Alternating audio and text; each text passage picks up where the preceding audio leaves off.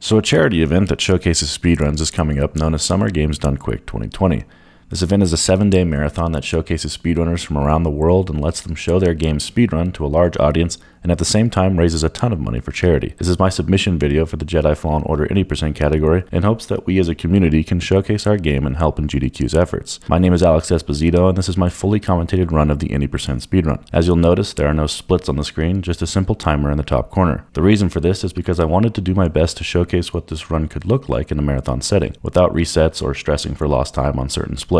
I have a passion for this speedrun and love the community that has developed behind it. It's a pretty long run, clocking in at around 3.5 hours, and a lot of this is due to unskippable cutscenes that account for around an hour of the time. But beyond the cutscenes lies a great speedrun with tons of glitches, out of bounds, sequence breaks, and techniques that speed up the game and also take a lot of skill. So hopefully this video can show you why I think this run could be a good selection for the charity event. Thanks for watching, and I hope you enjoy.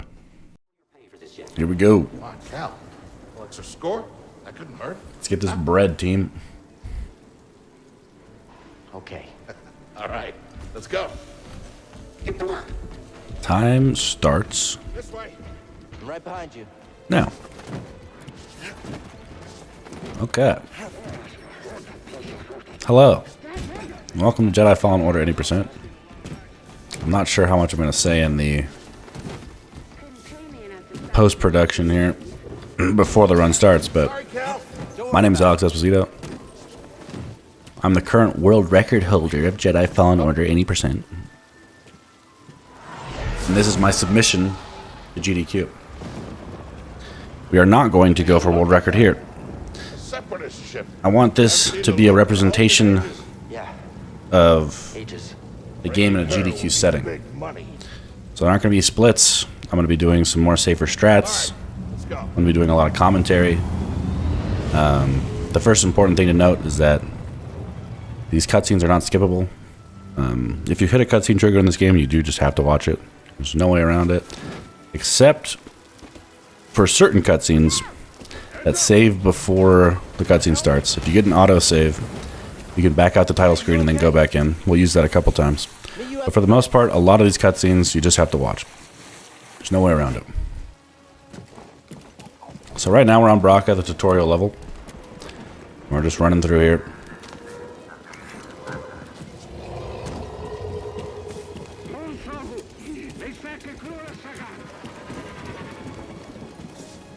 Easy there. Just passing through.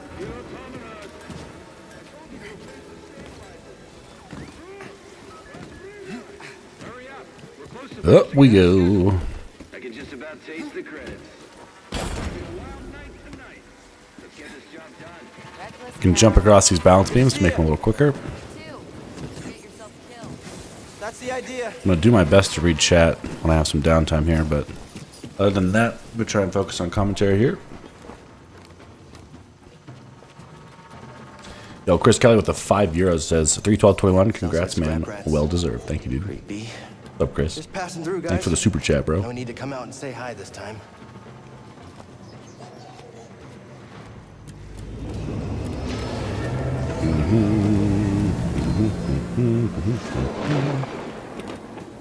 Hey, Cal.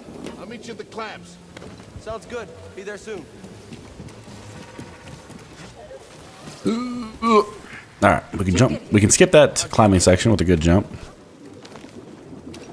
And then we can also skip most of this climbing section with a good rope swing. We're going to jump at the end of these slides to get a little boost. You'll see that a lot throughout the run whenever we're on slides.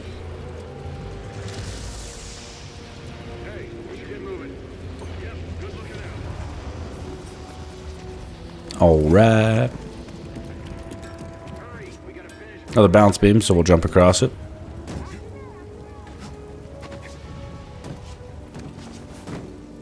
Cal, use the manual override lever below. Got it. Your turn. Hold on. We're at the clamps in question. Clamp secured. We're now just going to walk across here and activate them. Still here. And we're all done. Give me a fright there, pal. Done. Hang on. I got Done this. and done. Come take a look at this. It's a Jedi fighter. What a score! It's a real scrapper's payday. I mean, this he's been here, what, 4 years? 5. Max says, congrats on world record. Thank you, dude. Appreciate it. This is also, I guess, for posterity. This is my first stream. It's getting world record, so. Yeah, I've always said they couldn't all be traitors. This speedrun over the weekend kind of exploded with times. The world record was the same for about 2 months, and it changed twice this weekend. So the run's very active right now. There are actually several runners in my stream chat right now. Vesper, Bang Up, Dewclaw. Actually, Max does glitchless versions of this game. There's a lot of people who are active in this community. I would say it's small but mighty. There's not that many members, but the people we have are really dedicated to the game, so very dope community.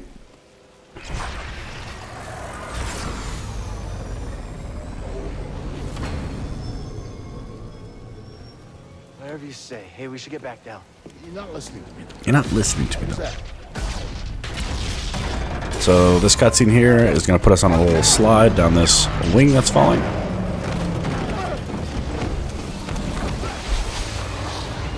Down we go. And then, you guessed it, we're going to go right into another cutscene.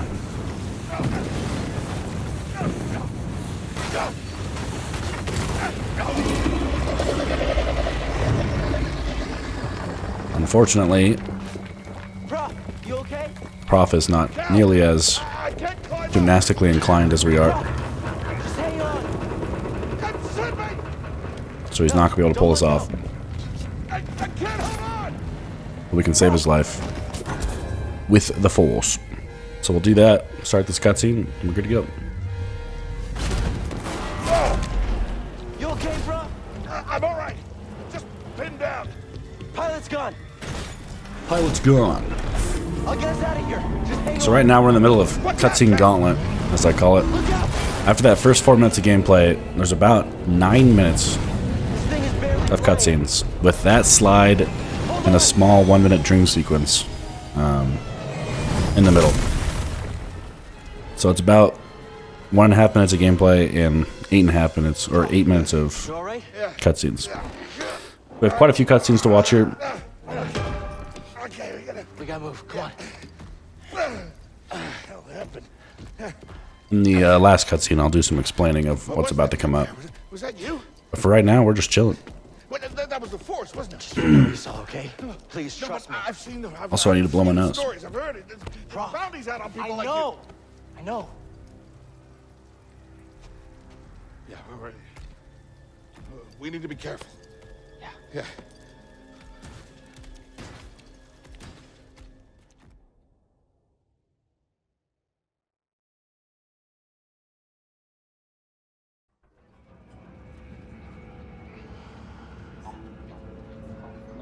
All right. Pascal asks, why do you delete the streams? Do you mean my past streams? My videos on demand? I don't. Cal. The last stream usually stays up until the current one. Seen you do anything like that before. And then there's Together. this, a playlist. I know the risk that you took for me. I don't know how to repay you. See if we can get a link to it. I mean it. Oh, you don't have to worry about me. Doo-doo-doo-doo. This place is unsafe. Maybe you should, disappear. Share. Just gonna head back to my place, grab my bag. Tappers owes me a favor. I heard he was up on Mel Shadella. Yeah. All of my past streams are right Stay there with me for a while, Prauf. for the world to see. Yeah. Yeah, okay. Okay, Cal.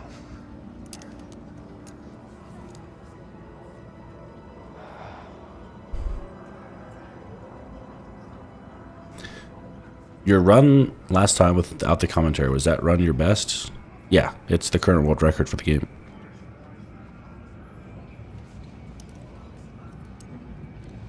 I have work to do today. We'll join later. See you guys. Peace out, Max. Alright, this is the dream sequencing question here. We're on a train on our way back from a long day's work. Prauf? We're taking a nap right now, but unfortunately Cal also dreams of trains on Bracca while he's on trains in Bracca, so bit of an obsession here. Prauf, wait up. AG Press says, congrats on world record. Sorry I wasn't around. I didn't stream it, so you couldn't have possibly have been around for it. Where are you going? And I suppose you could have been standing in front of your computer at the time I did it, but you would have never known I got world record, so. We're gonna walk up to this door. It is not gonna open. Prauf locks this one behind him.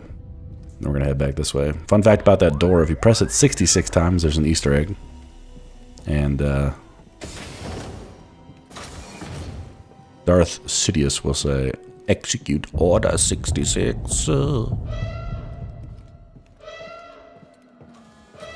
So if you're ever bored, you can go and do that. Obviously it wastes time though, so we're gonna keep on trucking.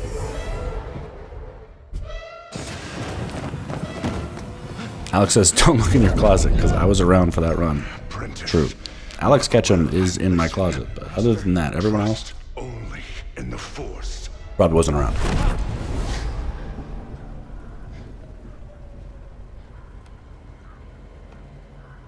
You're saying chat's been holding you back? I can with 100% certainty say that me streaming and interacting with chat holds me back from being able to get my best speedrun.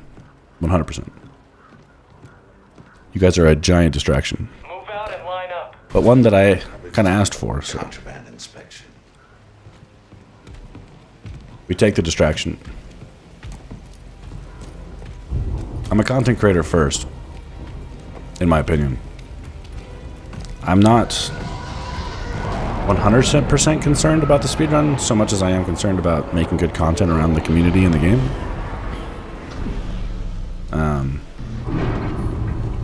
Recently I was just grinding for world record because I knew that I could get it. It was attainable. I just grinded offline and grabbed it.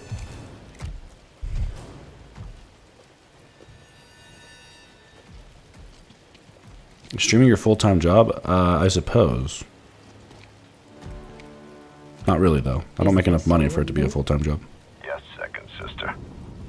I'm currently unemployed and do freelance work, graphic design work, Dangerous fugitive. to pay my student loans. This is no common So, anarchist. I live with my parents. I'm paying off student loans by doing freelance work. Then I am also trying to make the dream of being a content creator a thing. Over this traitor will result in a charge of sedition. Dylan Finch asks, why do you prefer YouTube over streaming on Twitch? Discoverability. Present. Twitch is an oversaturated market, Salary. Execution. and YouTube's Google algorithm has a is much better at helping newer people be discovered.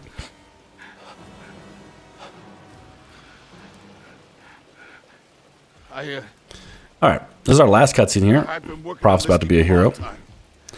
And then we are going Way to before the war. We go down to reclaimed another those train, ships. start the actual train sequence of Best Bracca. in the galaxy. That's the end of this tutorial level. We're going to have access to our lightsaber and our force powers, so we're going to have like full control of Cal, as I would call it. And because of that, we're going to have access to a very important glitch in this game called target lock jump.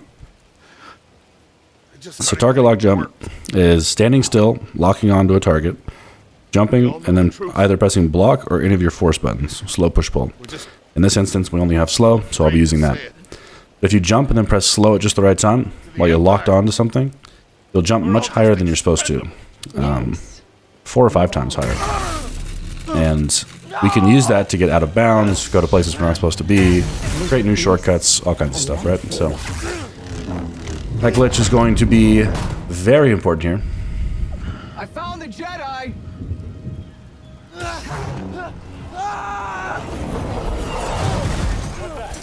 Checking out the disturbance. Oh, that hurts. And here we are. Laser sword in hand. How'd you get here? Time to slay some bucket heads. Got a stowaway. Jedi! We're going to zoom. Carry on our way here. Hear that over the comm? We are going to do this little block tutorial here. And we're gonna got these guys here. And then we're gonna lock onto this guy, stand still, jump, and then press force. C, the TLJ will send us up onto the top of this train car. And then we're gonna lag a little bit for fun, because, you know, why not? That could be interesting. And now we're going across the tutorials here. We're out of bounds. We're supposed to be inside these train cars learning things, but instead, since we already know all the things, we're just gonna head up here with another TLJ as soon as this guy figures himself out. There we go. Ooh, almost just fell off.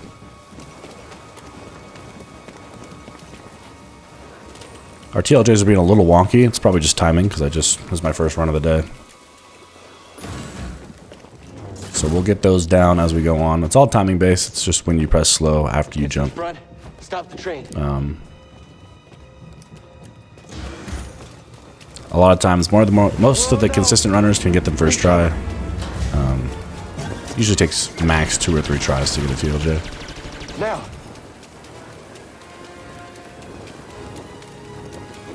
Not the most difficult trick in the game, but that trick compounds into a lot of other tricks. So TLJ is a part of a lot of out of bounds and certain sequence breaking tricks.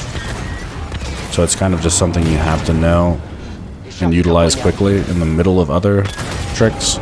So very important glitch.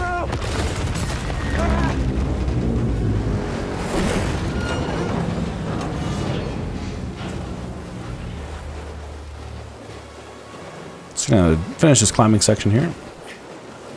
We got caught up on those TLJs, so we are gonna lose a little bit of time, but Bracca overall takes about 19 minutes to complete. I think the world record for it's like 1843?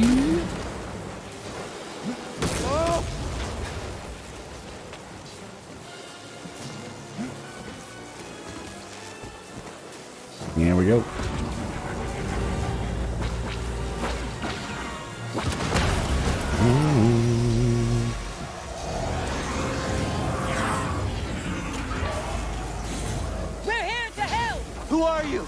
No time. Keep moving. We'll pick you up when we can. That's a great question. Is my FPS low? No, it is not. So TLJs are harder to perform on lower FPS, which is why console players who don't have PS4 Pros or Xbox One X's tend to have a lot of trouble with the trick, because it's much easier to perform when you have those extra frames to get the right timing. So PC players do have an advantage in being able to turn their FPS to whatever they want for whatever trick. Because there are certain tricks that require low FPS, or certain tricks that require high FPS, so PC players have the luxury of being able to switch it up whenever they want. The run is possible on console, it's just a lot harder for those reasons, right? Being able to change everything on the fly is pretty nice for PC players.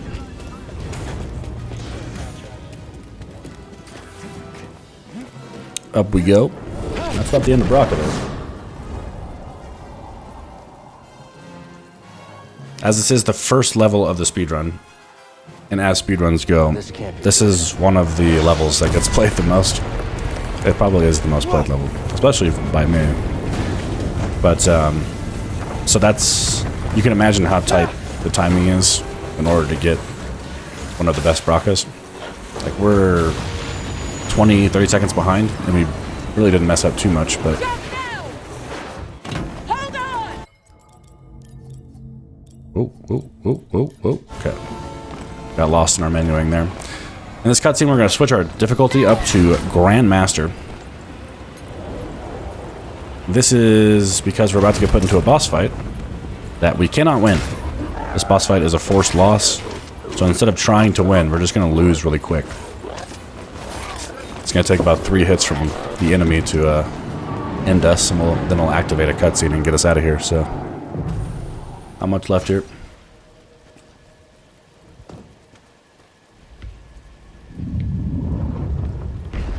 Going somewhere.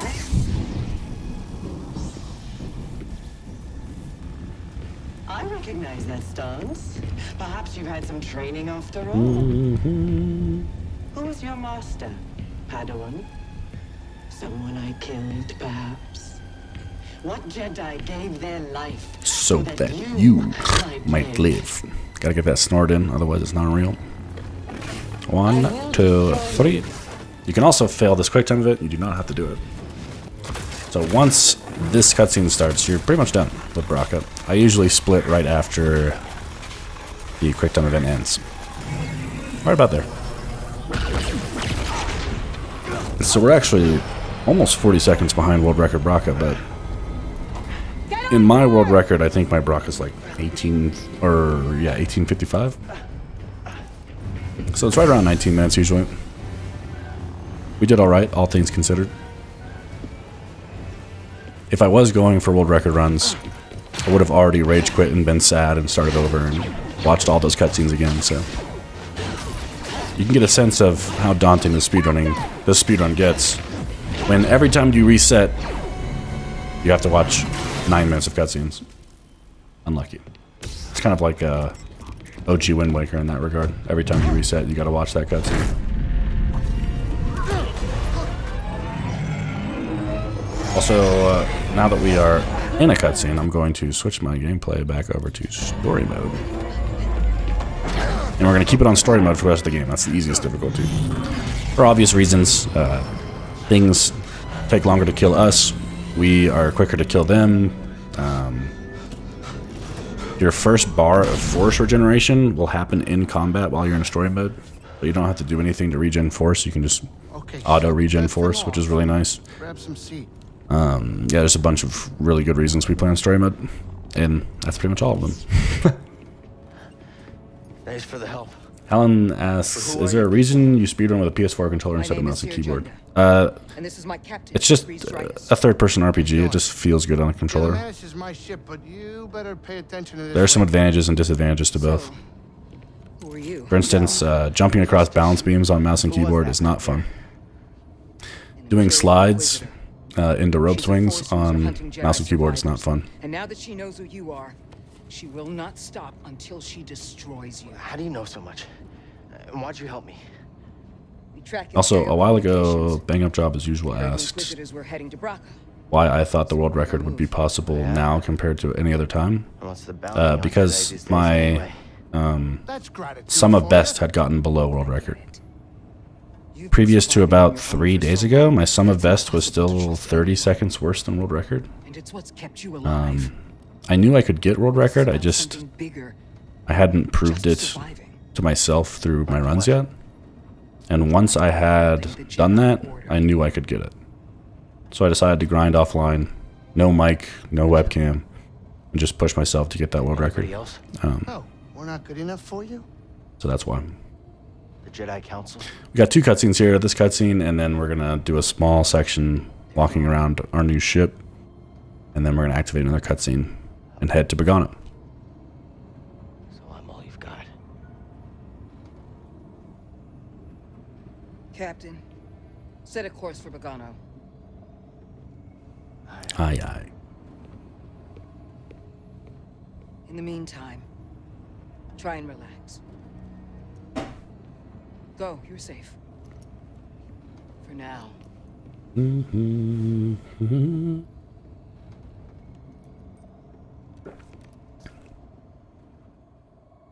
Me as a speedrunner, I have a terrible track record of consistency. I'm very inconsistent. 1 second I could be on world record. I could have several world record You were like talking in your sleep. splits in a run, but I can never put them all together. I have a hard time being consistent throughout an entire run, which is kind of like the crux of a 3.5 hour run, right?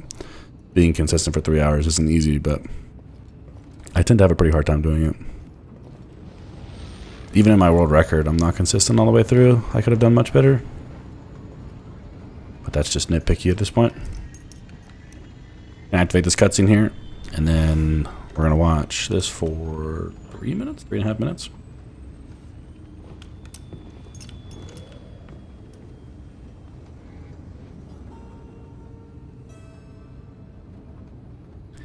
Vesper says, I know exactly what's happened to get world record, but a lot of it is RNG based, unfortunately. What parts exactly? I would say this game has pretty minimal RNG, to be honest. There's definitely stuff in like Zepho too with the enemies and stuff, but That's all. you could mitigate a lot of the RNG in this I game. wrote it years ago. It's not so much RNG as it is An just, object and witness events I connected. guess good RNG is just considered luck, right? But it's like Fiend's luck, history. if you like. It's an echo in the force from the object. Not many Jedi have that. Like a lot of the tricks in this game, you can practice, but just because of the nature of them, you kind of have to get a little lucky too every time you do them, so you can get them fast and stuff. Do I know you? The setups aren't frame perfect, that's for I knew your sure. Master, Jaro Tapal. There's a little bit of luck involved for sure. He was a true guardian of the Republic. He was a hero. Listen. Something happened to me during the Purge. I survived, but my connection to the Force is damaged. When I meditate, if I let my guard down, I lose control. And it's like I'm back in that moment when... You survived, Cal. And you're not alone. You're not alone. Not anymore. Yeah, friends. We made it to Vegano. Alright, so up to now we've been in tutorial, so there hasn't really been a lot of freedom, I'll say. We got to go out of bounds a little bit, but nothing too crazy happens on Bracca. Vegano is the first level where we actually get to, like, start making up our own routes and speedrunning, really. This is Begano. And we do quite a bit of weird sequence breaking on this planet to avoid some cutscenes and This stuff. place exists. No. So, what's the plan? We hide out here? We're done hiding, Cal. See that structure over there? I believe that vault holds the key to rebuilding the Jedi Order. That is It requires someone strong in the Force to pass its test. the temple we must get to. Since you're not a Jedi But first, there's a anymore, bunch of that's other why things we you gotta need do. me. I know you don't trust me. And I'm not really sure I trust you. This is the planet where we unlock our We have a common enemy. droid companion, and a common BD-1. cause. So we're gonna have to do that Share first and your plan foremost. After you reach the vault. But So right now, our only goal is to unlock somewhere I think you should meet. our droidy boy. May the Force be with you. So here goes nothing.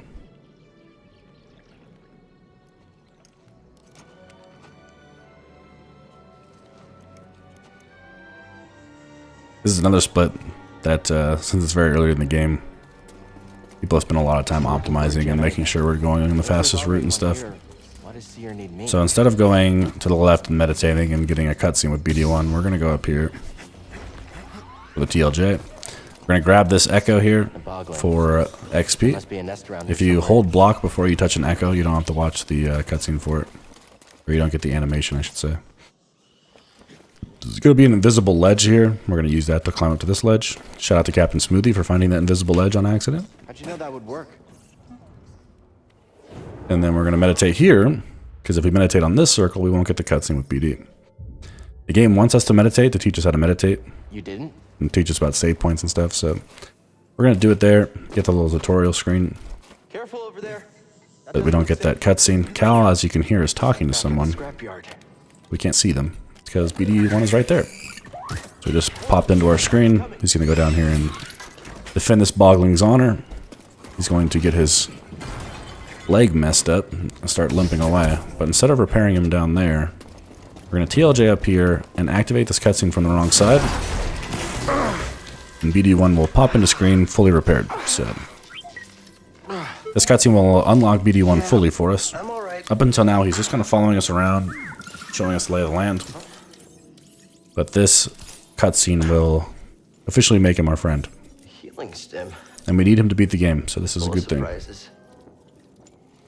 We're going to unlock healing stems here as well. We don't really use them much in the run, because on story mode you just don't take a lot of damage. But they do come in handy when you get Let's try this again. absolutely pile drived by, say, something like 2 ATSTs on Ilum. Okay. That's happened to me before. Hop on board. I got pile drived once. It hurt a lot. Alright. How'd you get So now you can see we unlocked BD-1. He's on our back. That's all we needed to do for that. Never known a forgetful droid. So now we are going to head... We're going to backtrack a little bit here. That's a really big bug.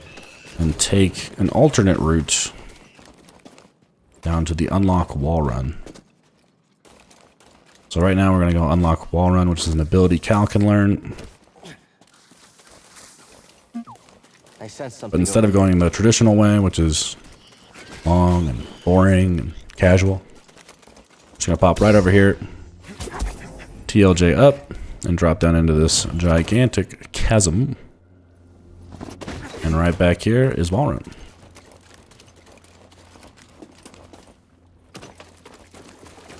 There's actually a new thing that Dewclaw just showed off, which is jumping right here to do that. I think I did it wrong. And then you can double jump up the side of that. Or like you can grab ledge and then grab ledge. Weird little optimizations that runners are starting to find. As these routes get hammered out. Now we unlock wall run here. This is our first flashback with Jaro Tapal. difficult, Master. This happens Yes, the path 4 times to learn 4 abilities. may seem impossible, but with Wall persistence, run, push, force pull, is your and ally. Jedi flip, which is You will basically double overcome jump. Any obstacle. You will master any path. Now, do what you must. So we're going to do this little wall run minigame, and that will unlock wall run for Cal. Back in the future, as you can see right now, we're just a kid. We're a Padawan. We're a flashback to before the Purge, where the Jedi were still around and we were being trained as a Padawan. And wall run unlocked. I did it. Persistence and the Force is my ally. Yet another skill we need to beat the game. Remembering old tricks. Heck, we need it just to beat Bagana, Can you show so me that shortcut again? it's a good thing we grabbed it. Now we're going to hope this guy doesn't dive underground. He didn't. That's good for us. Gonna TLJ off of him up to here, and then we're going to drop down on this Ogdo. Hit him twice. Block his attack. Finish him off.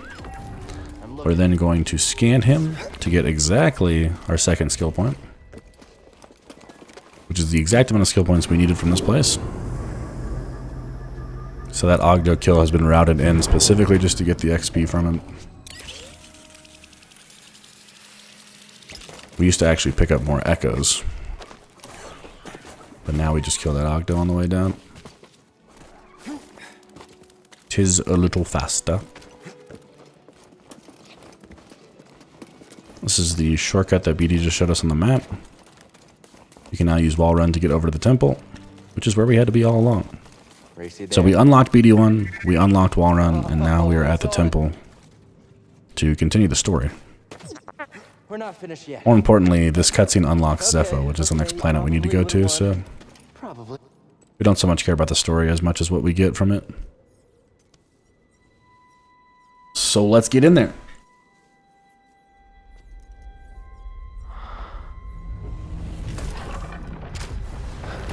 Short little cutscene to open the door here. And then we'll do a little crawl space scene to actually be inside the temple. And then we have a decently long cutscene here. It's like 3 or 4 minutes.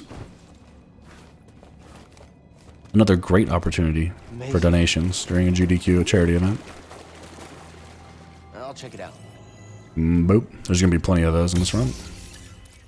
For sure. You alright, BD? The chat die? How we doing, chat? Done, whoever you are. How are you guys? You have passed the test I left behind and gained access to the vault and this recording, one of many encrypted logs stored. Getting introduced to in the Eno droid. Cordova here, another main character in the I game. am Master Eno Cordova. I may not know your name, but I know your purpose. I can't think of the name asks, are you using Streamlabs OBS? My answer is yes, I am. This place, this vault, is a sacred temple, built by a vanished civilization known as the Zepho. Meditating here, I was granted a Premonition through the Force. A vision of doom. I'm placed inside this vault. You can imagine, since all these cutscenes are not skippable, that I've seen them a lot. Locations of young Force sensitives throughout the galaxy. Ahead, you will find the inner chamber of the vault, but also another test. I can only trust this holocron to someone who has followed my path and understands. Seek out the hidden tombs of the 3 sages and learn to perceive the mysteries of the Force as the The Zepho once did. In this droid, you will find everything you need. So Eno Cordova here is actually sending us on the main quest of the entire game. To the Zepho homeworld. He knows of a holocron with a list of Force-sensitive children on it, which we could use to rebuild the Jedi Order. We need to follow his footsteps and find the key known as the Astrium in order to unlock the temple we're currently in and get that holocron. So we're about to go on a bald goose chase across the entire galaxy to get that. Which is basically what the next 2.5 hours game is. You were the someone I was supposed to meet. First destination is Zepho. You know, I've been alone for a while now. Without any purpose, just hiding. There's no way to live. Not for a Jedi. Or a droid. Big chillin' through these cutscenes. Big chillin'. Maybe Cere was right. I always never know what to say during these cutscenes. Hey, you want to meet some Friends of mine. friends of mine? All right. Back on track here. Oh. Not clicked into the game. I'm not even sure why.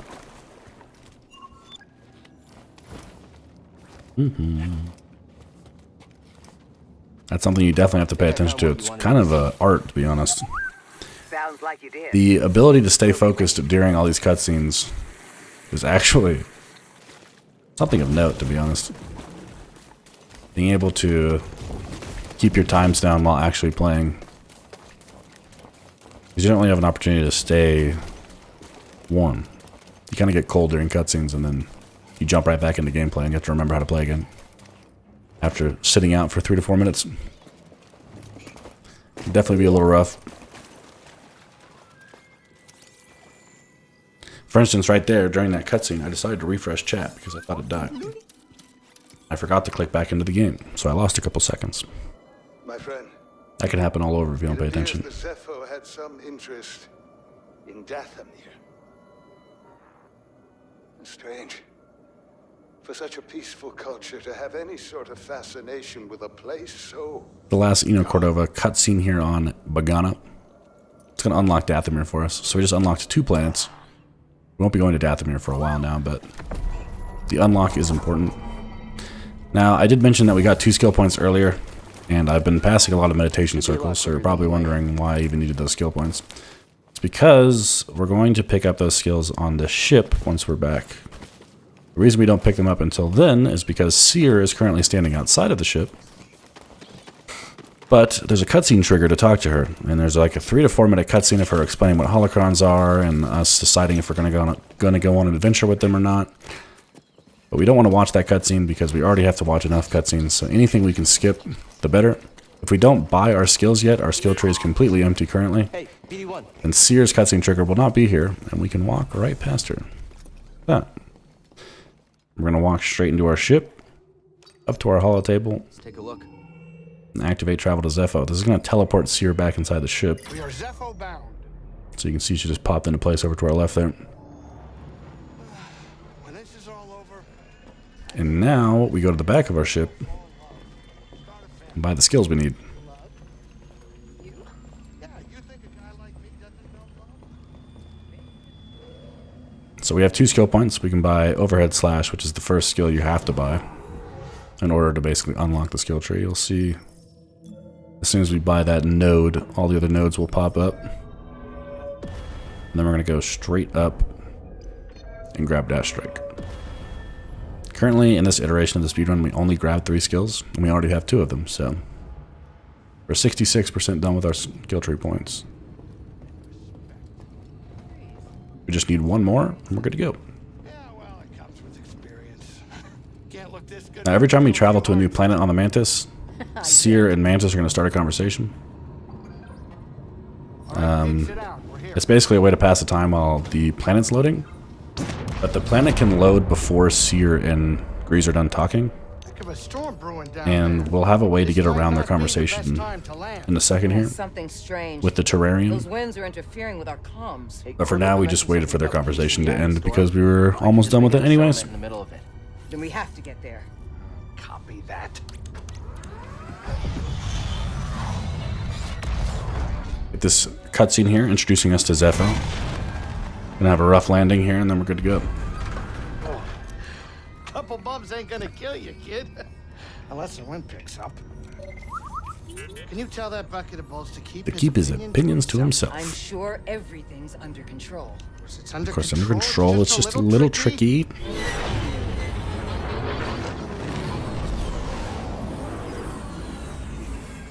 Okay, hold on, So we're on Zepho, the original home planet of the Zepho people. Perfect landing. And seeing how the ancient Zepho artifact is what we're looking for, seems like Zepho would be a good place to start looking. I'll search for signs of Cordova in the meantime. Good. I'll be in touch once I crack this. All right, hop off the ship here. You saw that we bought Dash Strike. Now, if we dash strike and then cancel the strike part with the block, we can dash continuously. It's going to be our fastest movement from here on out. We're going to head out of bounds there real quick. If you blink, you miss it. It's going to head out of bounds, do a little roll, grab the wall, come back in bounds. Skips a pretty large place action on the landing pad there. And straight into the abandoned village here. We're also going to skip most of the abandoned village. Going to get a little tutorial message there telling us how to use our force meter. There we go. Up we go. We're going to try and pray we don't get shot by this guy. Nice. Stormtrooper RNG. Take these guys out. Doing okay, BD1? Take that guy out and scan him while we run past him for more XP. Like I said, we're trying to get one more skill point, so we're going to try and strategically do that throughout this level by taking out certain enemies and scanning them. You have to be out of combat to scan, so normally you want to take like one enemy out and then be out of combat immediately so that you can immediately scan them. You'll see that again with this goat that we're about to fight up here. VILLAG. Head through this dark cave and pop out at windmills, or fans, as I call them. We're going to attempt to do these fans in one cycle. So we slow them continuously to get it all done in one fell swoop here. Looks like a problem. I'm going to try and dodge this guy. I did not. So right now you can see these little like tutorial messages coming up. Like when I ran out of force and when I tried to dodge that attack there. Those tutorial messages pop up once, and now that we've seen both of them, we won't ever get them again, which is nice. One of them's trying to teach you how to dodge roll after getting... Wow, that's unfortunate. One of them teaches you how to dodge roll. The other one teaches you to not use your force when you're out of it. So, gotta wait for this slow to end. We also got unlucky because my slow animation continued for way longer than it should have. So it slowed it for way too long. So we kind of just sat around and waited there, but you know, what are you gonna do? These boys are on a cycle. We have no choice but to let them play their course. These guys can all shoot us at the same time and mess everything up, but it looks like they're gonna be nice to us today. Head down the slide, again, praying to not get shot. Actually, getting shot on slides does something very weird. It like pushes Cal and makes his entire direction change, and you can fall off slides pretty easy, so when you're on slides, you usually do not want to get hit. We're going to take these guys out just so they don't bother us while we go over here and do this. I'm going to block that bullet back into that guy to take him out. And I'm going to TLJ up here. So right now we're outside the Weathered Monument. For those of you who have played this game, you know that the BD1 upgrade Scomp link is in there. We need that upgrade to beat the game. But unfortunately, to enter the tomb, or to enter that weathered monument, we need push. But we don't have push yet. So we're going to have to do some fun out-of-bounds stuff. One of the first major tricks in the game. Shout out to Twix who found this. If we head over here, lock onto this guy, we're going to wait for him to go back to his original location here. So nothing wonky happens. And then we're going to TLJ out of bounds. And then we're going to TLJ further out of bounds. I'm going to walk along these invisible walls here. Walk along here. Land up on this invisible wall. Jump into the weathered monument. And then land on Scomplink. That's called early Scomplink. Instead of backtracking after we get pushed, we just grab it now so that we don't have to backtrack. Pretty cool trick. One of the first instances of actually using our out of bounds and invisible walls and all that stuff. We'll be using that a lot. We walk along invisible walls, do all kinds of stuff like that. Using a collision that we can't see but we know is there. So that's a pretty good example of that. And now we are in this tower and we can't leave because that door is still blocked. And we still don't have push, so we have to go out the top here. Lucky for us, since we glitched in here, there aren't any enemies, so we can do this without any resistance.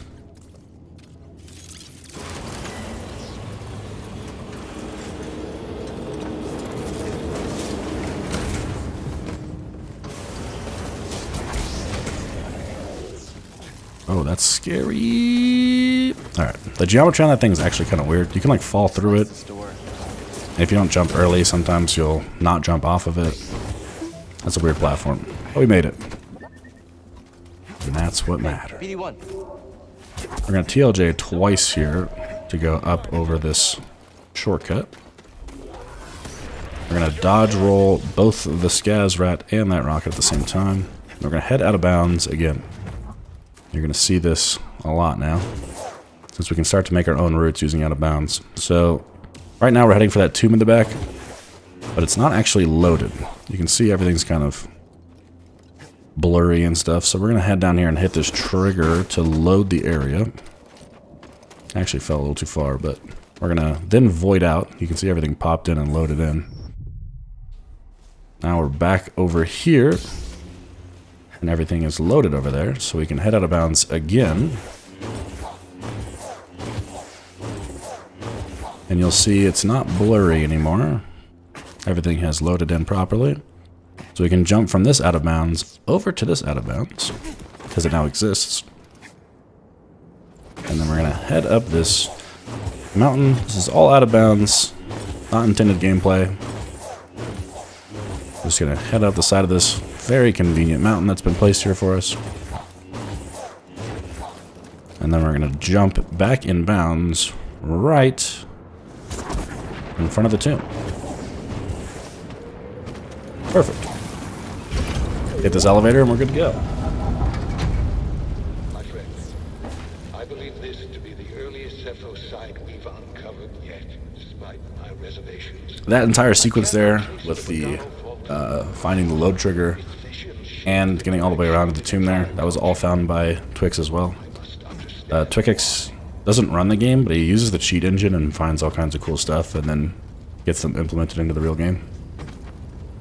He's also the person who found Kashyyyk 1 skip. He finds a lot of stuff. It's pretty cool. Pretty swell guy.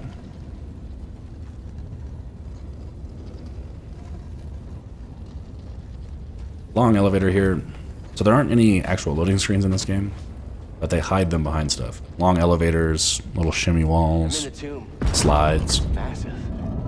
Most of that stuff is actually just a loading screen, but it makes you feel like you're not loading. He's a little eccentric? Tell me about it. But he wouldn't send us here for his amusement. So we are now in the tomb of Yalram. I don't know how to say it. Elram? I used to say Eliram, but it's definitely not spelled like that. We're going to get an auto scan on that Skungus, which is going to give us the exact amount of XP we needed. All calculated. And we now have our 1 extra skill point.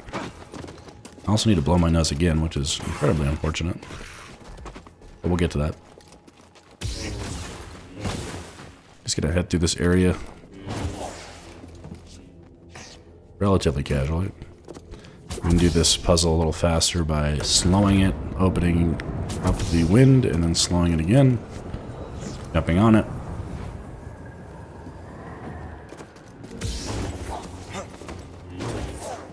And boom.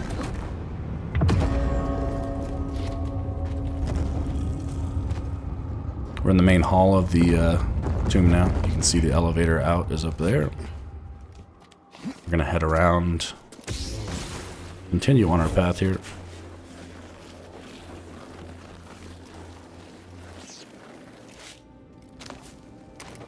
Away we go.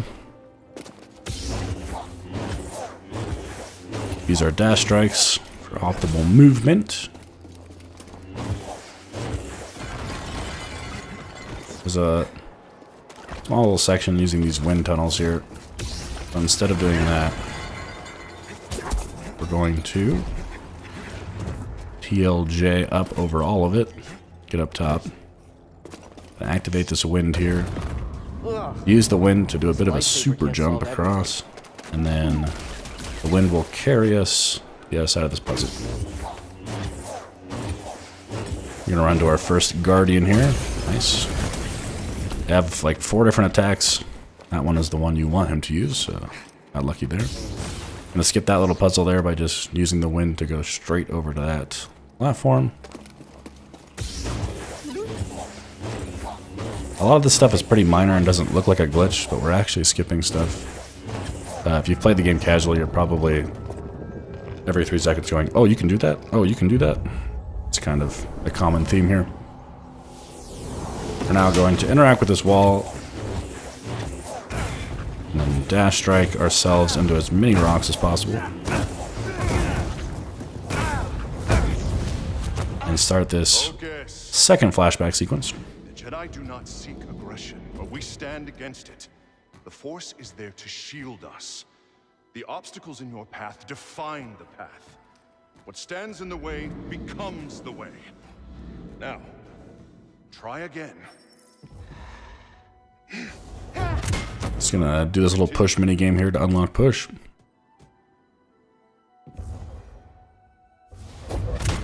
And then Zepho's pretty much done. We just need to leave. The main reason we're here actually is behind this wall. There's a cutscene here that's gonna give us access to Kashyyyk, My friend, which is the next planet we need to go to. on this mark. The distinctive striations. It can only be a The Rosha tree from Kashyyyk. It's time to call on an old friend. If the Zepho had contact with Kashyyyk, there is a good chance Chieftain Tarful will know about it.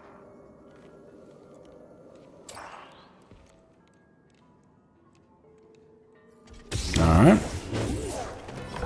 We're now free to move about the country. We got Kashyyyk unlocked.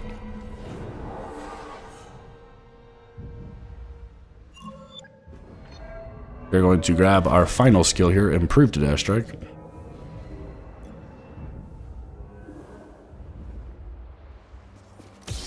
Now that we have that, we're done buying skills for the rest of the game. And the only thing left to do is leave this tomb. Only trouble is there's a pretty long puzzle with multiple of these balls, platforms and things. So instead, we're going to do a skip that is affectionately known as Tomb Puzzle Skip. I'm going to take this guy out, just get him out of our way. So we're going to use this platform as it's going up and dash strike off the corner of it, and it's going to give us a weird trajectory with Cal. And because of that, we will fly up to the top here, and out we go.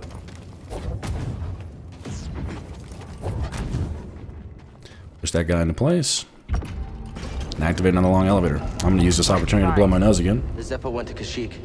Cordova mentioned someone named Tarful. A Wookiee chieftain. They were old friends. Think he's still around? There's only one way to find out. We have to go to Kashyyyk.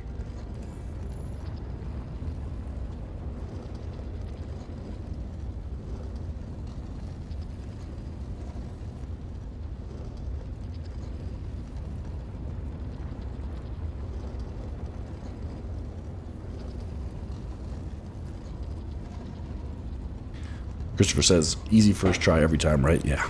The the tomb puzzle skip, I'm pretty notorious for losing a lot of runs to. It's got a lot of factors going into it.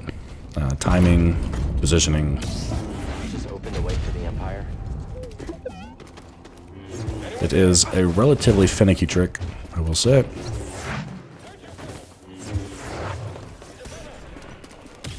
But we made it out. Didn't lose too much time. We only failed it once. It's quite nice. And we're gonna flip our camera around here. I can feel something pulling me there. The game thinks it's our first time heading this way, so it wants to show us the tomb. So it points our camera at the tomb to show us where we're going, but we've already been there, so we'll whip our camera back around and head into the ice caves here. Right now, we unlocked Kashyyyk and we have push, so the only thing left to do is get back to the Mantis as quick as possible and travel to Kashyyyk, because that is our next destination in the speedrun.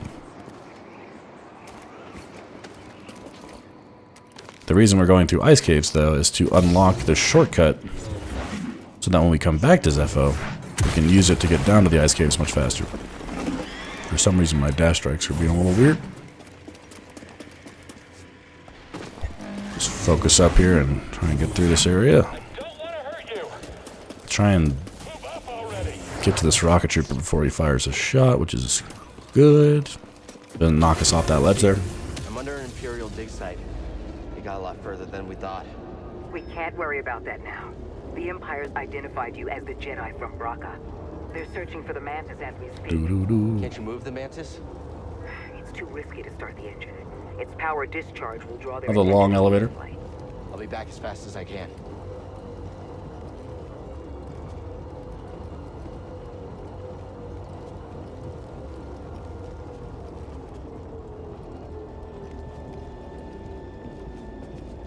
Now we're going to be put into our first boss fight here.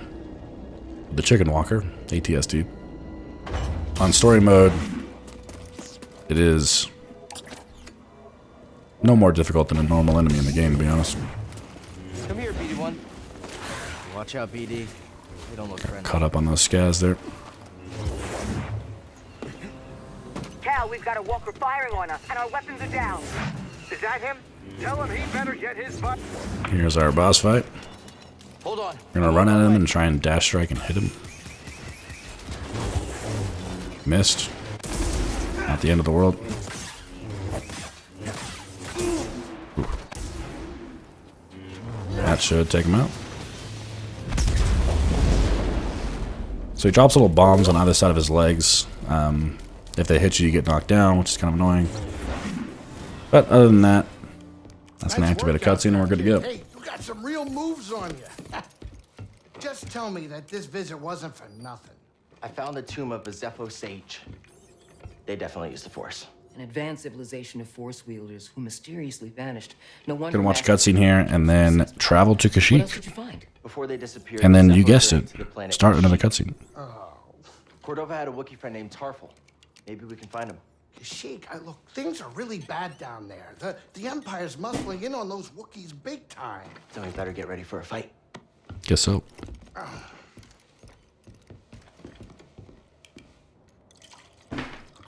I think this lifestyle. Labrador Doctor says we should do a no damage speedrun.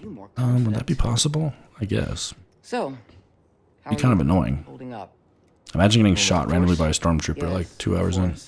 I know you said it could be overwhelming. Haven't gotten myself killed yet. Rather not talk about it. Yeah, well, I understand. More than you realize. Why'd you choose to stop using the Force? When the Purge started, and our clone troops turned against us, my Padawan and I took several... Yeah, 57 Zepho 1's not terrible, for sure, Vesper. We didn't last long. We're doing all right here. Imperial Patrol was about to discover our location, so Agile deflection all day. I tried to lure them Yeah, away I mean, it from takes my Padawan Trilla. 3 skill points from where we're at right now to get agile deflection, so... But they caught me. It's quite a grind to get to be honest. They wanted to know about the others. Learning more about Cere here. How many were left, but mostly they wanted to know about Cordova. and where he went. But you escaped. No. It was a prison riot. I saw my opportunity and I took it. But they almost broke me. They almost broke me. And I am not the same as I was, Cal. Your Padawan. Did she survive? No. Liar. Sorry. What? But that's why we can't give up. We can't let the sacrifice of those closest to us be for nothing. All right. That's that cutscene. About to activate another.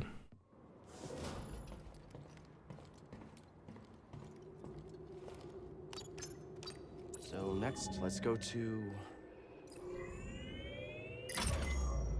So as soon as we start traveling, you're going to see Greez and Cere always teleport to their chairs. And they're going to start a conversation.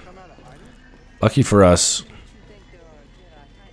we can use this terrarium here to skip this conversation and start a different one. The second it's available, a little white dot will pop up here. We'll be able to interact with it. Hey, Greez, what's this thing? And Cal will ask Greez what the terrarium is. And that will stop the conversation between Cere and Greez. Which means the second Kashyyyk is loaded, we'll be able to sit in our chair, rather than having to listen to them talk. So that saves a couple of seconds. The conversations are all varied times. Some of them are very short, like 30 seconds. Some of them can be like a minute long. But as long as we can skip them, we can sit right in our chair and be on our way. I'm going to take this opportunity to go to the bathroom during this long cutscene. I will be right back. Oh, tell me we're not running that blockade. Oh, only as a last resort. I've rigged the Mantis' transponder to transmit Imperial signals. Hey, Greez. Yeah? Keep your power signature low and act like we belong. Just like Bracca. No sweat. I don't need another set of hands. Just please keep your eye on the scanner. All right. Please. All right. All right.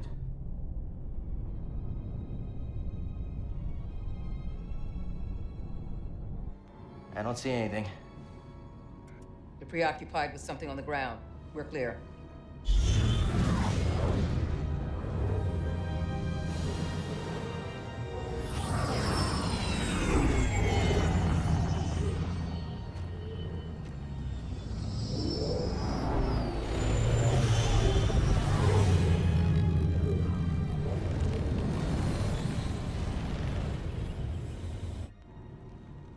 That doesn't look good. The Empire is devouring Kashyyyk for its natural resources. Wookiees have been enslaved or displaced.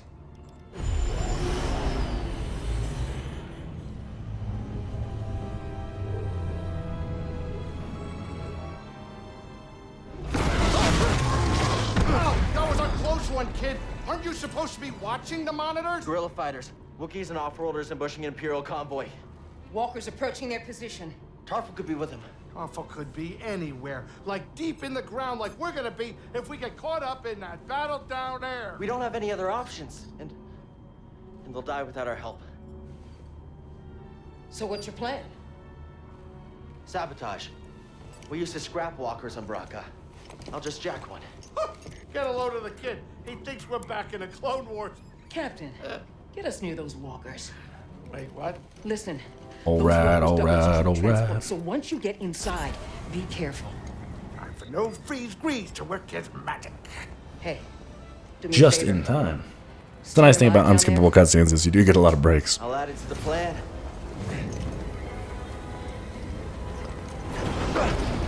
Right, if you're jumping, you better Can also be detrimental though. You ready for a swim, BD?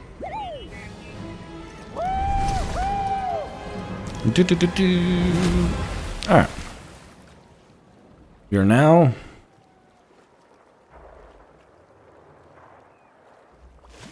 at the AT-AT section of Kashyyyk 1.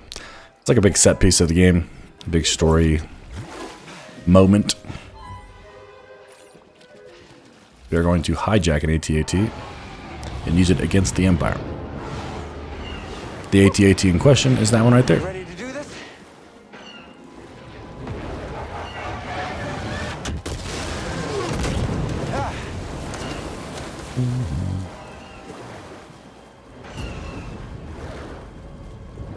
Maybe we can get up And then climb up the vines on the side of the AT here. Now, this is a pretty spooky climb. Now where? You can fall off pretty easily. Definitely want to spam the L2 button to help yourself stay connected to the vines here. Every time you jump. Oh, oh, oh, here we go.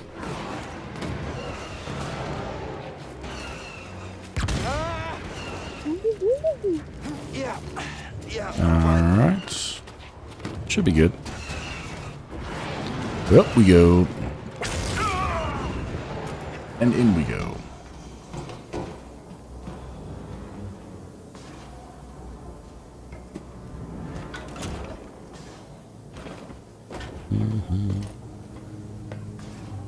One of the few forced fights left in the game here. There's no pulse. Your turn to report fatalities. It's the Jedi! We're gonna attack twice and execute. Attack twice and execute. But since this guy's an officer, we're gonna slow and then overhead slash.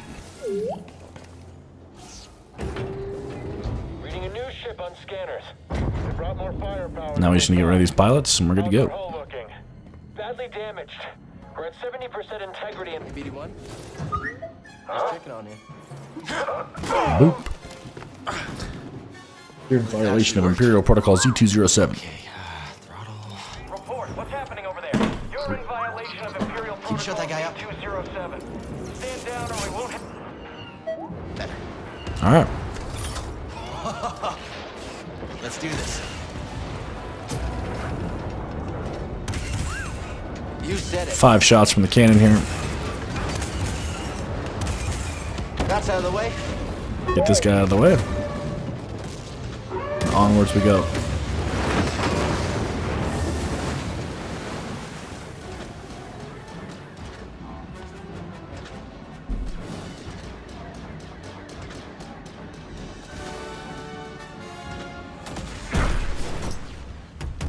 Hey! Who are you? Someone who just brought an AT-AT to the table. Who are you? Someone making the Empire angry. We're advancing on an imp landing pad up ahead. I wouldn't mind fire support. Copy that. Let's make him even angrier. Someone else.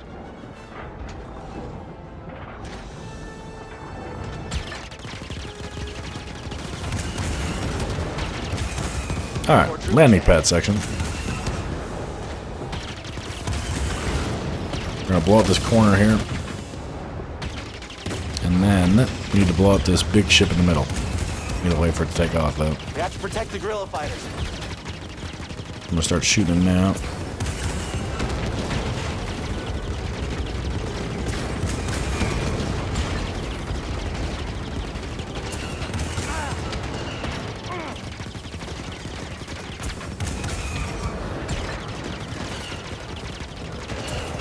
Almost there. We can do this.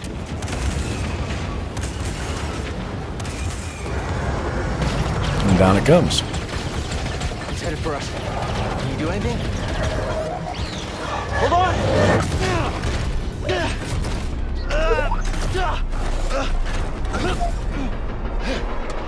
Brace yourself, BD!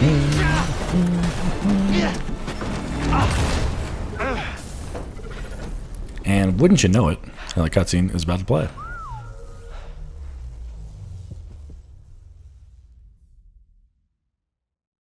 The landing pad sequence is basically an auto-scroller. You're just trying to wait for that ship to take off. You do have to blow up that little corner section I blew up.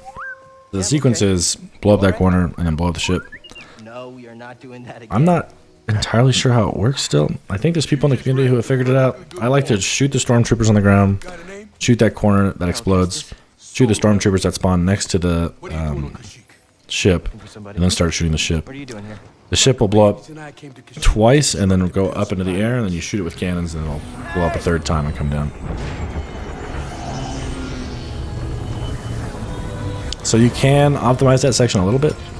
So, who are you looking for? If you know what to look for. A chieftain named Tarful. Tarful is impossible to find. There's a reason he's evaded the Empire for this long. He's a freedom fighter. So currently on this planet, the only thing we can effectively grab is Overcharge, an upgrade for BD1. Greez, In order to beat the rest of this planet, we need the ability Pull, but Pull is back on Zepho. But in order to get to Pull on Zepho, we need an overcharge. So we're literally only on this planet to grab a BD1 upgrade, and then we're going to leave. Unfortunately, leaving is not as easy as walking back to the ship. Because we're going to skip story beats, we're never going to unlock the I should help them. elevator here, the tram. One of them might know how to contact Tarful. So we're about to jump off of a ledge that we can't walk back up until we have double jump. So we're gonna get stuck, and the game's gonna try and force us to do the free the Wookiee sequence. But instead, we're gonna go out of bounds and get back to our ship by cheating, because the game never accounted for us cheating, and that's good for us. So first order of business is actually getting overcharge. Lucky for us, it is the first thing on this planet. This is the ledge in question here. That ledge we just dropped down. We can no longer get back up. We can't get back to our ship right now. Or so the game thought. How much current can you conduct? Well, with this transformer, I bet you can short circuit Imperial tech. This is the workbench, and we now have overcharge. So with this, we want to go back to Zepho now. And to do that, we're going to do something called Kashyyyk 1 skip. Another thing found by Twix. Shout out. So we're going to head out of bounds here. And then we're going to falling dash strike off the edge here underneath the landing pad. We're now underneath the landing pad. Everything's not loaded. We are there. Now we are out in the unknown. Using some invisible walls here to be able to find where I'm at. I'm going to drop my FPS here so I can make it easier to clip through two invisible things that we can't see on the screen right now.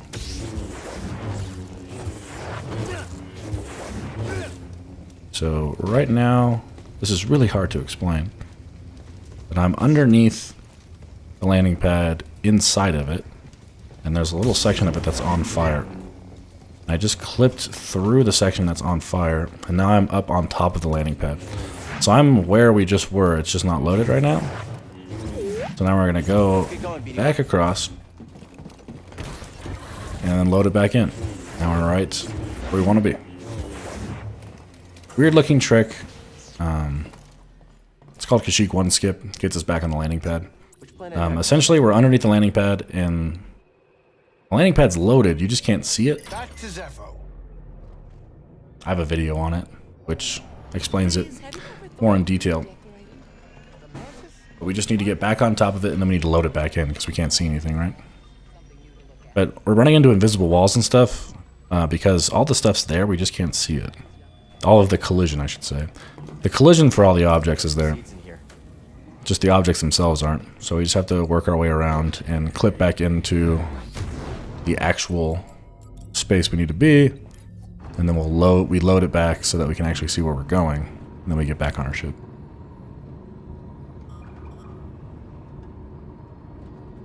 So that is what we use to get back to Zepho as fast as possible. And we are now on our second and final trip to Zepho.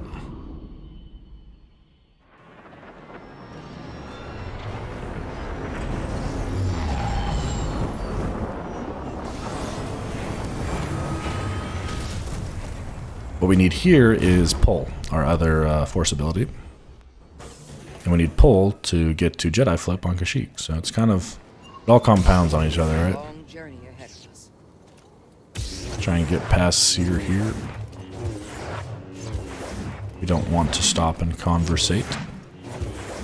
Too much things to be done here. I try to dash strike into that balance beam. Gonna work my way past these scans here. And since we unlocked this shortcut, it's now open. Which lets us go straight into the ice caves, which will give us easier access to where we need to be, which is the Imperial dig site. That's where we're headed right now. So we are going to head up this ice cave entrance, which we haven't actually gone up yet. I'm going to slow this guy here. Going to attempt to do that. And then we are going to run up this elevator here. So that TLJ, once you activate the TLJ, you can start to move. You have to be standing still to actually do the TLJ, but once you get the force power or your block activated and you start going high, you can move around. So we have to activate TLJ, and the second it gets activated, start moving backwards so that we can move with it, and we can skip a little play section there by getting over to that platform, which you're normally not supposed to be able to get to. Then we'll activate this long elevator. There's 3 long elevators in the ice caves, and they all lead to different places. This one leads to the crash site, which is conveniently right outside of the Imperial dig site that we're headed for. And you're about to see why we needed to go grab overcharge. Sorry, buddy, not you. Because we need it in order to actually enter the Imperial dig site. So we're just going to head past the crash site here. Empire isn't the only thing we have to worry about. Gonna get back on land here just so we can dash strike. Keep our movement up. Get past this scary Joe Taz here. There's actually the side of the cliff here is a little diagonal or slanted, so we can just jump right up it here. They're watching us, BD. We get past all these probe droids here. Hopefully not get shot too much. There's the first one.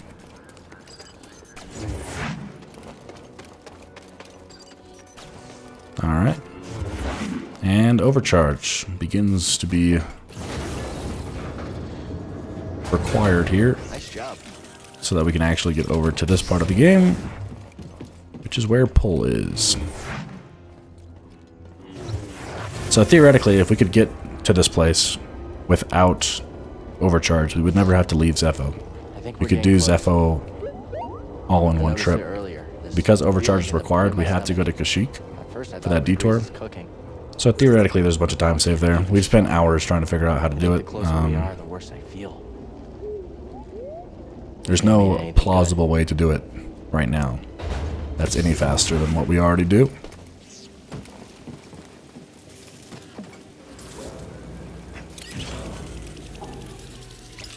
Mostly because not only do you need overcharge to get in, but you need overcharge to get through this section here.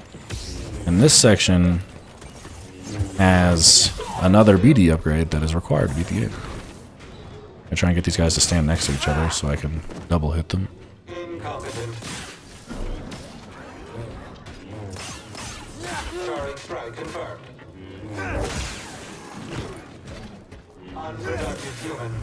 Ooh. That's going for a lot of grabs here. Alright. Security droids are done. You can hit this upgrade. This gives us powered zipline, so this gives us the ability to go up ziplines, which is another thing that's required to not soft lock the game. For instance, when we go to the Shadowlands on Kashyyyk, we take a giant zipline down, and if we didn't have powered zipline, we could never get back up. So we would effectively soft lock ourselves into the Shadowlands forever. So that upgrade is required to beat the game. We use it in other places, like right here, for instance. And right here. So you'll see it come in handy pretty often. I believe that's the last BD upgrade we actually need. I don't think there's anything else that I can remember off the top of my head. Maybe I'm wrong. Wouldn't be the last time or the first. Right now we are going to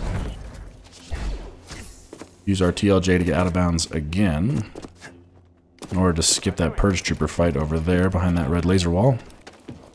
And we're just going to jump back in bounds right here. And head to our gigantic elevator and get into another boss fight with the second sister, who has tracked us down and traced us back to Zepho at this point. We're actually going to hit this circle here, not as a safety save, but I'm actually going to rest to regain my force bar so that I can use it to beat this boss faster. So we now have full force, which is good. start this fight. Cal Kestis. How predictable. Oh yes. I know your name. So this boss fight, just like the Ninth Sister, your goal is to slow and then take 2 hits off the boss. Every time you slow, it brings them open to attack, so they won't block your attacks, and you can hit them twice before they'll block your 3rd hit. We'll see that here. So I'm gonna slow, hit twice, slow, hit twice, slow, hit twice. Then the 3rd time she'll block, I'm gonna dodge, hit twice, slow, hit twice. I'm gonna dodge, hit twice, slow. So you can see it is kind of a pattern you get into, and that's the fight. Get her to half health, the fight's over. She's gonna send us through here, and BD1 is gonna save our life. Nice. Very quick and efficient fight. Once you know how to deal with her. We're also on story mode, so it's not that difficult. Not bad. You've been keeping count. I'm surprised she didn't tell you. Cere was never good at keeping secrets. And you know her so well, huh? She was weak. Pretty long cutscene here. Cracked in an Gonna Imperial actually Probe introduce us Droid. to who the second sister Surrendering the is, location of her naive which is a Padawan. very important story beat. They would never have found me. If it wasn't for her.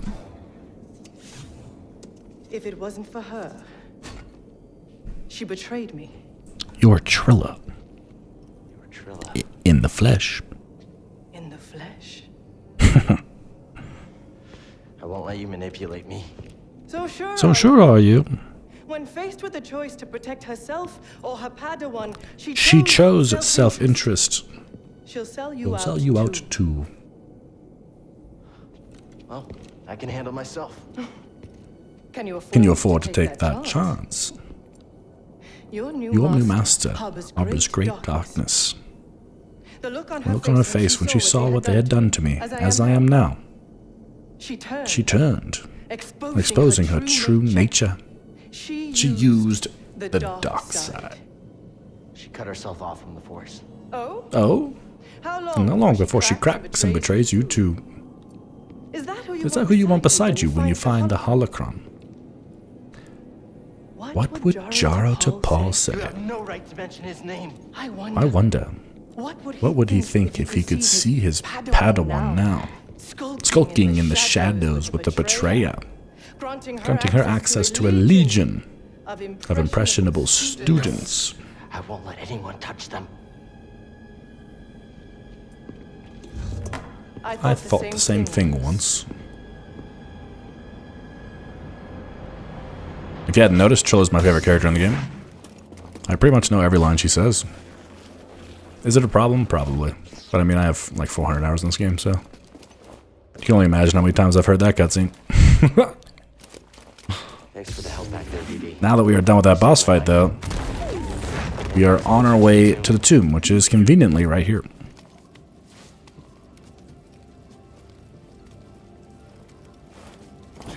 The tomb of Miktru. Found it. Feels different than the other tomb. I don't know. I don't like it. Alright.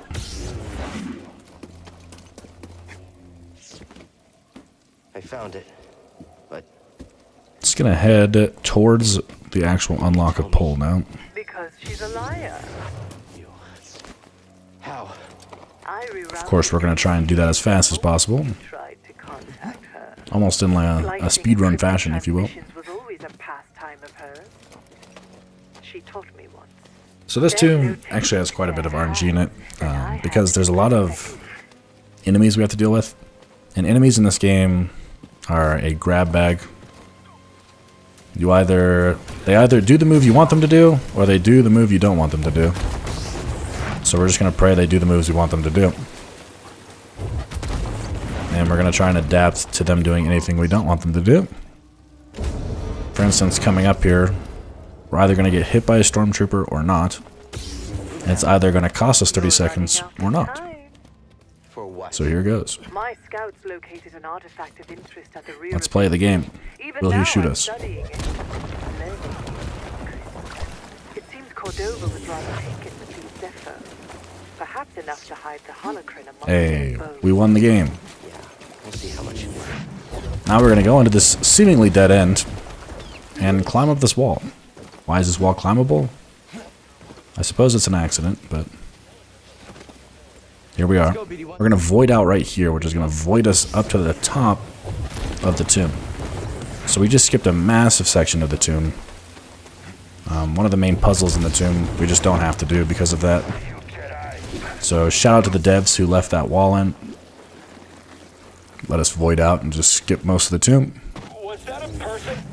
And now we are going to head straight to the back I've taken the artifact back to my and grab our new force power. Doesn't matter what you steal. You'll never understand it. Yet you do? You'll find out soon enough. Gonna hop up these, even though it's terrifying to jump around on climbable surfaces. Risky for the biscuit, as they say. No matter how well you jump to this last one, you will always get that slow animation, which kind of sucks. But alas. Now we're gonna head through these force walls.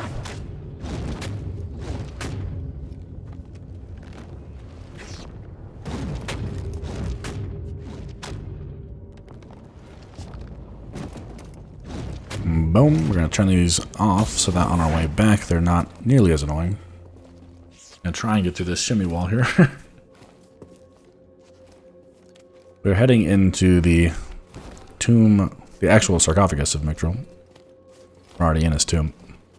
But his sarcophagus is hanging over there on those gigantic chains.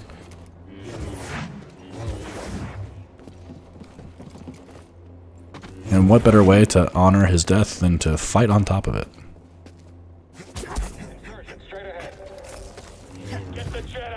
I thought that would kill him, to be honest, but kind of dodged my moves. These guys are shooting like once and then kind of staring at me. There we go. Alright. Oh no! Okay, that was so lucky. We didn't have enough force there, but we got force just in time. This guy, no idea how he got in. Is there a giant hole up top? Not really sure how he got that spaceship in here, but you know, we checked us. He's gonna shoot the sarcophagus down. And we are gonna lose our weapon. Oh no! Just in time for a flashback here. Padawan, where is the force? This is where we're gonna learn Pole, our third force move. Just so. If you're keeping tabs, the only thing we have left is Jedi Flip. Times when emotion, pain, or exhaustion. We're about an hour and a half in, which means we're almost halfway there. Isolated. This is an illusion. Almost halfway done with the game. Your lightsaber lies there. Halfway done with the speedrun, I should say. But you remain connected through the Force. Feel that energy around you and summon your weapon. Boop. Just gotta pull this lightsaber 3 times, so we just spam L2. My camera decided to do a weird flip. I kinda got scared there for a second. We're good. Easy. And there we go. Grab our lightsaber, do a cool little flip here. Whoop. Force is with me. We're good to go. Connects us. Now the sarcophagus is still being held up by those 2 chains, so we're going to use it to get back. Now that we have pull, we can do things like pull vines to us. We can also do these little door mechanics, those little switches that we have to pull in order to open doors. So we can do that now. Again, it's just another move that helps us beat the game. It is required. You survived. Not part of your plan? Luckily, I always Up we go. Now our only goal is to get off this planet because we have pull, which means we can beat Kashyyyk, so time to head back to Kashyyyk. There's going to be quite a bit of resistance, unfortunately. We'll work our way through all that as it comes up. Okay. And I hope this guy uses a good attack. Question mark? He used the worst attack. Unlucky. Hopefully he doesn't hit us here. Nice. Alright. On our way back here. We'll win Gotta head back through the main hall that we were in earlier. Main chamber. Unfortunately, things have gotten a little crazy there recently. Somehow, if a starship being in here wasn't enough, now there's a JOTAS. No idea how it got here. But there it is. Damn.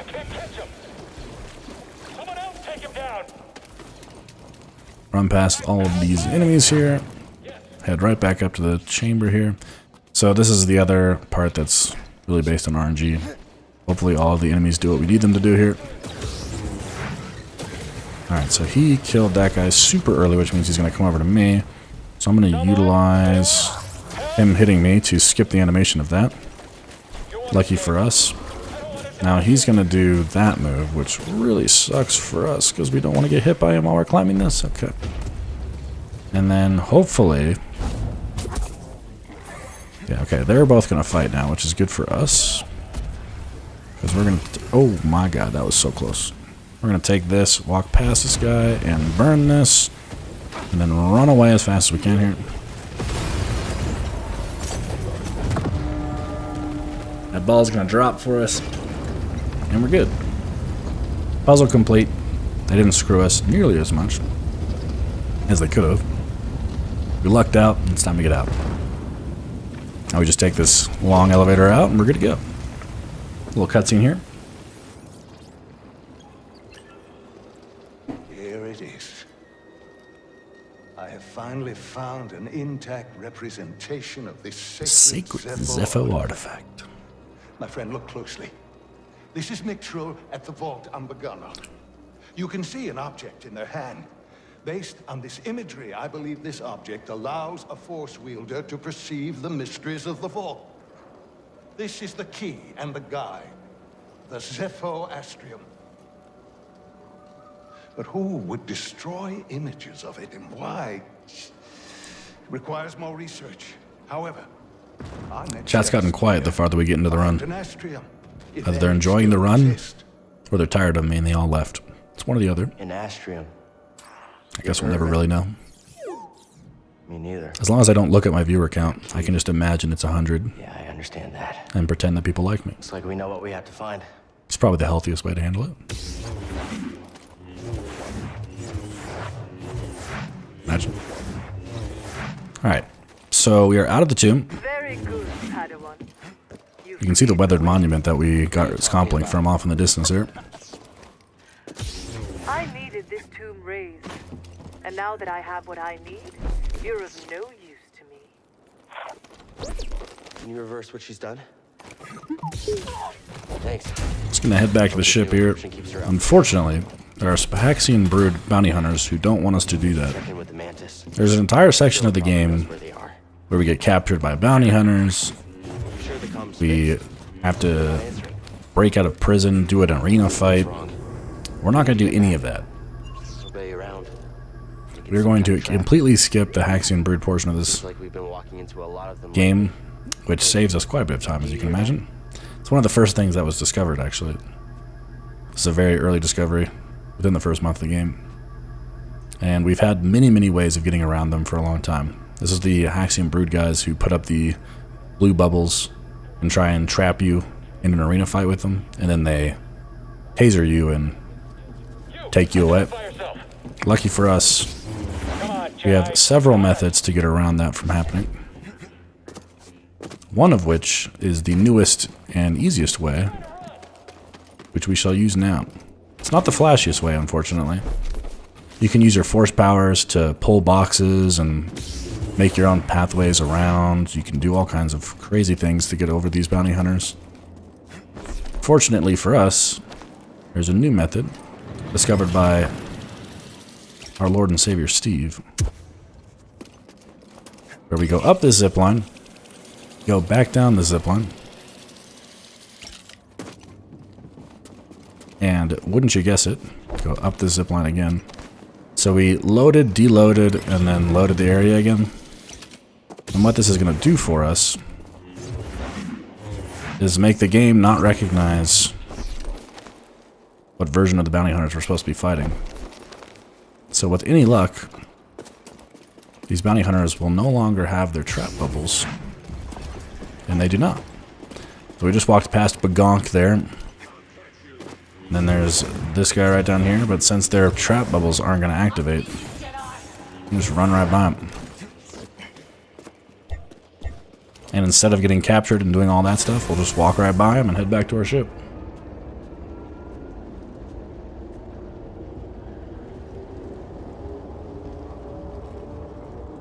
Easy peasy.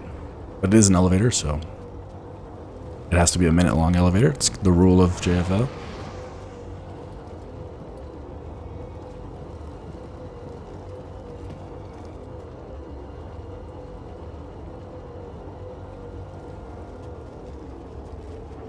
You can actually see the rocks moving on the side here. And as soon as you start slowing down, you can get excited that you're almost out. The sun will start to peek through there and you know you're good. Or I guess the lights, it's not the sun, huh? Moving out. Get around those scaz there. There's not an ATST fight this time. You can just walk back to our ship. Because the game doesn't even think you can get back to your ship right now. The game is very confused by what we just accomplished. Back to Kashyyyk we go. Yeah, now you're thinking, let's get out of here. So you can see our main quest is still on Zepho. Because the game thinks our main quest is to deal with the Haxian Brute. But since we walk right by them, it's a little confused. The second we get to Kashyyyk, it'll figure itself out.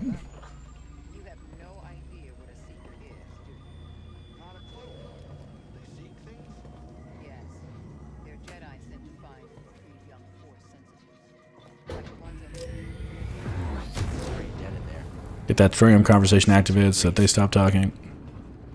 And then Kashyyyk should load up and we should be good to go.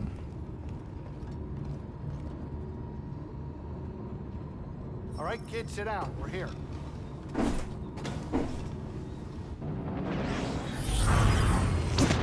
Alright. This is our second visit to Kashyyyk. This is a very difficult split in the actual speedrun. It's about 25 minutes long. It's a pretty long split. There's a lot of cutscene skips actually in this, so we don't have a lot of downtime with cutscenes. Almost none at all. Which makes it... There's a lot more pressure behind it than other splits, let's say. Because in other splits, you're going to get a 3-minute cutscene to kind of chill and think about it. But on this one, as soon as we get past this first cutscene here, it's go time. Trick after trick after trick. It's going to be a bit of a gauntlet here. Lucky for everyone here, though, I have practiced it quite a bit, and we should be alright. Shouldn't fail too hard. Might fail. We shouldn't fail too hard. And what else can we really ask for, you know? As long as we don't fail as hard as possible, I'll be happy. Imperial Sap refinery lies dead ahead. So for those of you playing along at home who have actually played this game before, you'll know that Saw's been sitting here for about 30 minutes now, waiting for us to come over here to get this cutscene triggered. He's going to explain to us that the Wookiees are captive in the refinery. He's going to ask us to help them release them, but we're not going to do that because it's slow and takes time. So unfortunately for the Wookiees in our playthrough, they're just going to stay stuck there. Unlucky. We need their help to stop the Empire. Understood. Watch yourself in there. Watch yourself in there. You hear that? Said he needs my help. Come on, buddy. So right now, we're going to get about halfway through the refinery. And then we're going to use a TLJ to skip most of it and get out of it. And go to the other side of it, where the Shadowlands are. So the entire back half of the refinery, where we fight the security droids for the first time, you fight the ATST, you free the Wookiees, you do all that stuff, we aren't going to do any of it. Because it's time consuming. And we don't need it. So we're just going to walk right past all of that. I'm going to take that safety save there because we're literally on top of it. Might as well. And then we're going to do some fancy stuff. So I'm going to open this door because we need it to be open on our way back. I'm going to dodge that grenade that he just threw at my feet like a real Chad. I'm going to come over here and head out of bounds. Now I am above the map. I'm going to head right through these walls here and go to where you usually see Saw Gerrera inside here. Going to step into this corner to load the area. I'm going to falling dash strike out and over to this spot. So if you play the game casually, you know we just skipped a Purge Trooper fight. We skipped a shimmy section where Saw Gerrera talks to us. Ooh, I fell. So right there when the cutscene ends, it kind of deactivates your grab. I tried to grab back onto the ledge, but I missed. And then you shimmy through that wall, you come over here, there's a bunch of flame troopers and stuff. None of them spawn, we're just going to walk right through this area, clean as can be. And then we're going to wait for this area to load so we don't fall through the map. You had no idea that was there, did you? You just wanted to turn that cutter on. And now we are basically done with the refinery section. We just want to leave now.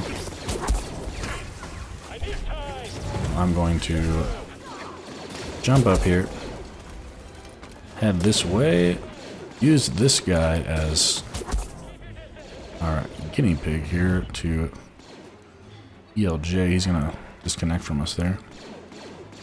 I'll let him get into his position that he feels comfortable in here. I'm going to TLJ off and backwards. That's probably the hardest TLJ in the game. I did get it first try there, so it makes it look easy, but I was terrified. I was sweating bullets.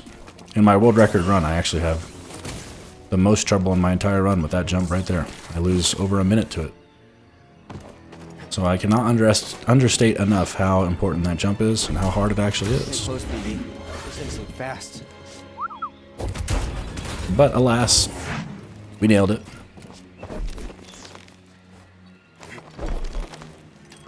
And we're going to head into the Shadowlands here. We're in the Overgrown Pass. Just gonna head down here.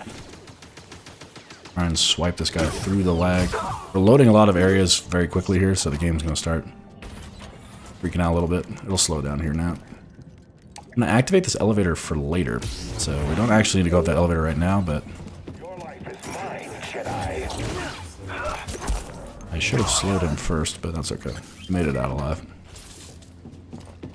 So if you dash strike that guy slow and then attack him once, he dies, so that's super quick. Mari, are you there? I'm almost to the shadow. Get past that Purge Trooper fight, and then we continue on our way. Is he with you? No, not anymore. We're about to leave the Overgrown Pass and actually be in the Shadowlands here. This is where we need to find Tarful and Mari. Lucky for us, we know exactly where they are. So we're going to head down the zip line and head that way.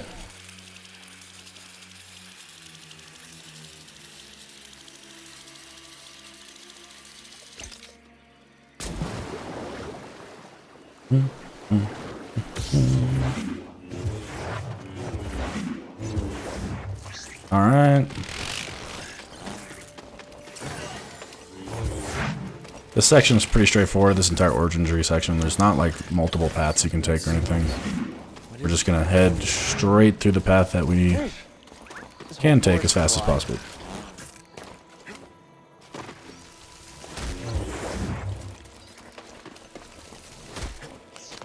Now, for those of you who have played the game casually, you know that when we jump down off of this, that area over there is going to break and we're going to fall into a giant hole. It's going to be spooky. But if we time our dash right, I didn't get it, but we can actually skip that. But instead we're going to get the spooky here. So this is a skippable area. It saves about 10 seconds. It's pretty nice to get. I don't actually get it in my world record either. It's just kind of funny because it's one of the easier tricks here. Might have to go back and practice that. I've been messing it up quite often recently. Ever seen a place like this before? Never seen a place like this before. This is the origin lake of the origin tree. The Wookiees are quite good at naming stuff on Kashyyyk. Gonna dash strike meticulously on that jump pad there so that we can hit that rope as quick as possible. The second the conversation with Mari starts, little save wheel in the corner is going to pop up. That means that it's auto-saving, which means we can actually quit the title screen and go back in. And we will be done with that conversation. We will have our underwater breather, which is very important, and we can continue on our way. So right there, we actually meet Chieftain Tarful for the first time, and the only thing he tells us is, you should climb the origin tree.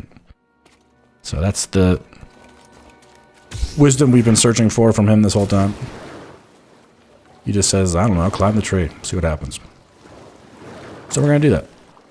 I tried to falling dash right there to get a little extra speed, but I flubbed it. So we're just going to head through here normally.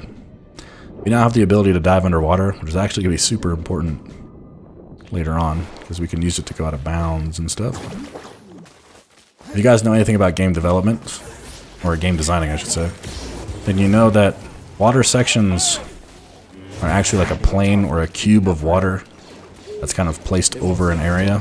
I can actually do a skip here where we're going to dash at the end of that and head up here and skip that whole section. But it's actually like a giant plane of water that they put over the entire area.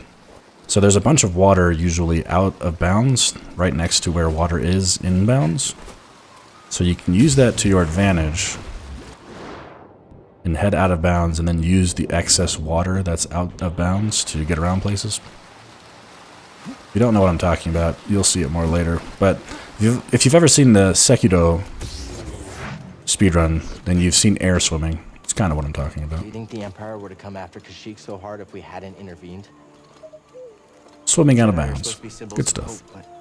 I led the Inquisition. Now, air swimming's a bit more involved because you can actually maintain the swim in areas that don't have water, but the concept's similar.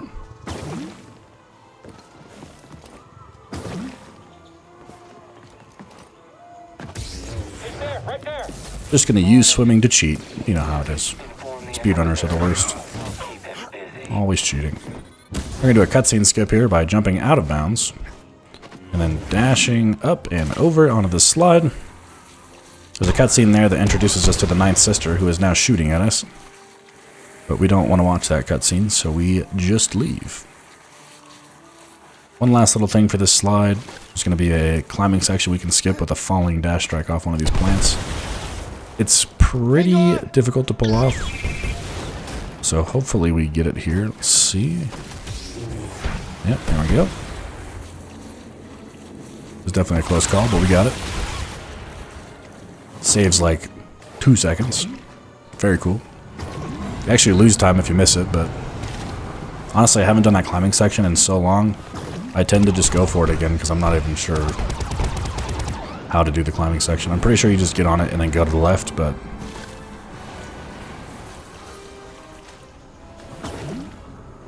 you get so used to doing the tricks that if you fail them, even if you're losing time, you just do the trick because it's the only thing you know how to do. The life of a speedrunner.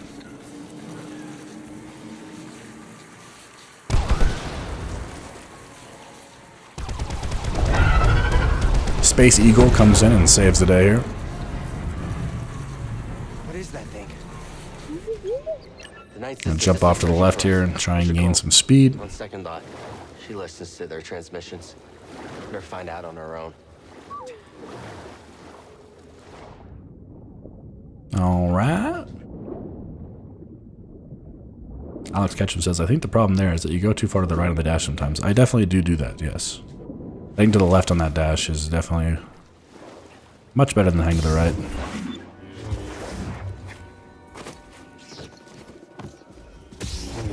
True.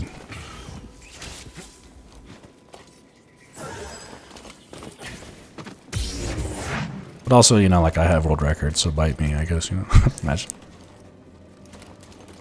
But also, like, you know, I have the world records. Is anything I do ever wrong? I don't know. If I do it, then it's just the world record strat. That's all it is. You have to understand. We don't know if it's friendly. It's called manipulating RNG, ladies and gentlemen. Alright, we're just going to get through this section here, do some TLJs to skip some things, and then here we are to our last flashback for a skill.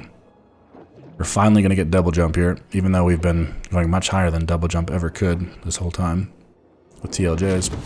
We still actually need double jump, because if we don't have a target, we can't use target lock jumps. And there's places where double jump's required to be able to beat the game. Keep failing. Keep getting back up. That is the only way to succeed.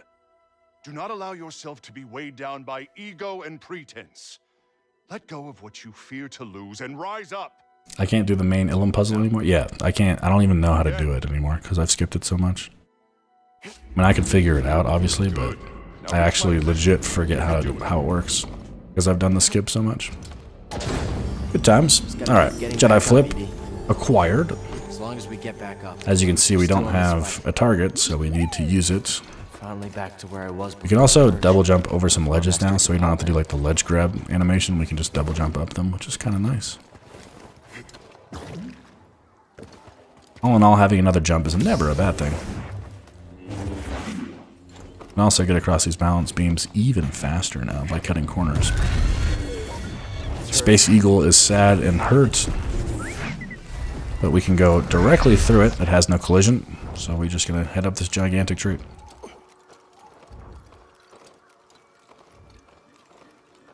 Alex is getting a big head again. I was just kidding. At the start of this run, I talked about how I don't think my world record's even going to stand because the community's doing so good at getting the time down. Relax. You can't make jokes? What is this?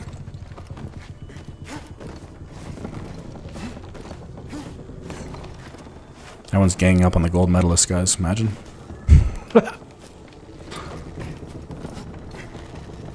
It's like Caesar in the Senate, man. Everybody's got their knife, and they're pissed that I'm better than them, you know? Everything we did. Imagine. Did any of it matter? Alright.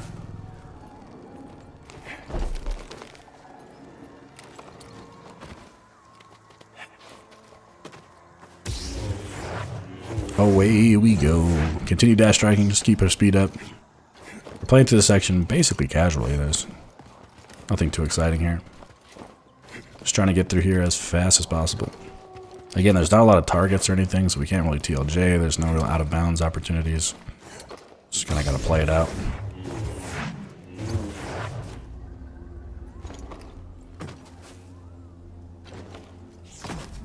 You can actually skip this cutscene here. So the second our save in the bottom right pops up, we're good to go.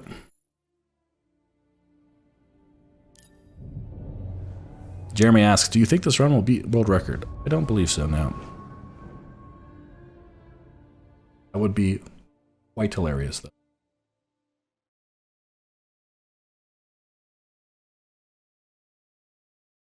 Considering I'm doing a fully commentated run for a charity event, and I'm not trying to break the world record. If I pulled it off, I'm not sure what that would say about my previous self who was sweating it out, trying super hard. Maybe I need to try less.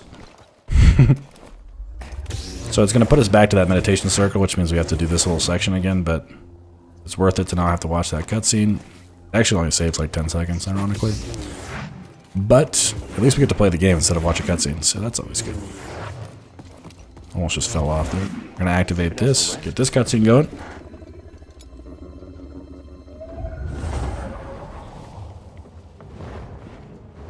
I just realized that Alex's membership badge leveled up too. Easy. So it looks like we've had membership for a month now. There's still so much the Empire has. Everybody's memberships are starting to pop through. Oh, Banano asks, how close were you to resetting when you did that TLJ and world record run? I was actually, like, I remember specifically at that point, I was kind of just laughing. Because I had, like, one of the best FO2s ever. It was insane. And then on Kashyyyk 2, I kept failing that TLJ, and I was just kind of laughing. I was like, there's no way I'm about to lose this run to this. But I ended up still being 30 seconds ahead, right? At the end of Kashyyyk 2, which is kind of insane.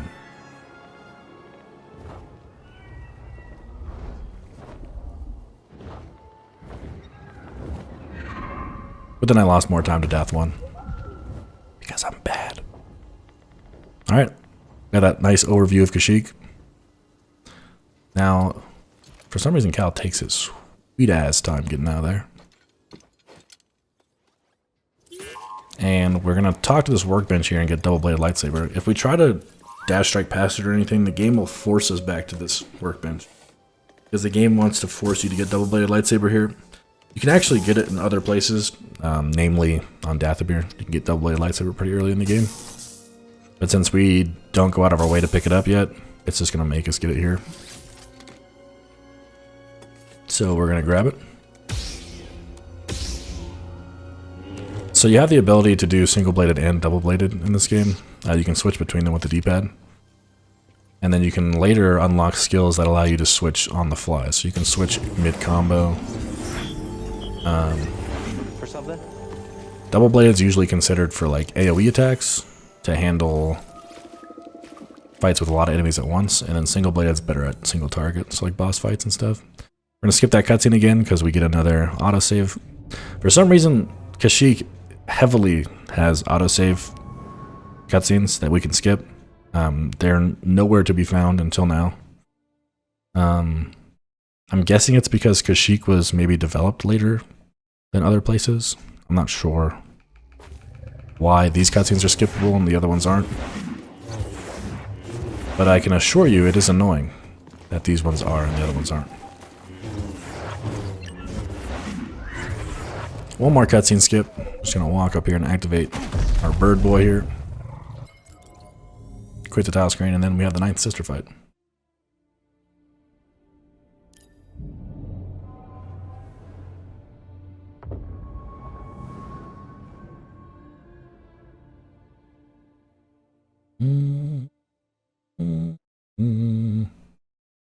Alright, back in. Chat is now discussing all of the locations you can get double-bladed lightsaber. Yes, you can unlock it in other places. Ooh, we got the stealth attack. You gonna do the jump thing? No. Nice. Right. So we get the stealth attack there. Because we save and quit, she's just standing there. If you get the double jump out far enough, you can get the What about for a Jedi? little stealth hit on her, take some damage off of her quickly. I kind of flubbed the rest of it afterwards, so it was still kind of slow, but I wasn't really ready to get it, to be honest. So she's going to do a charge now. We're going to try and dodge it. We're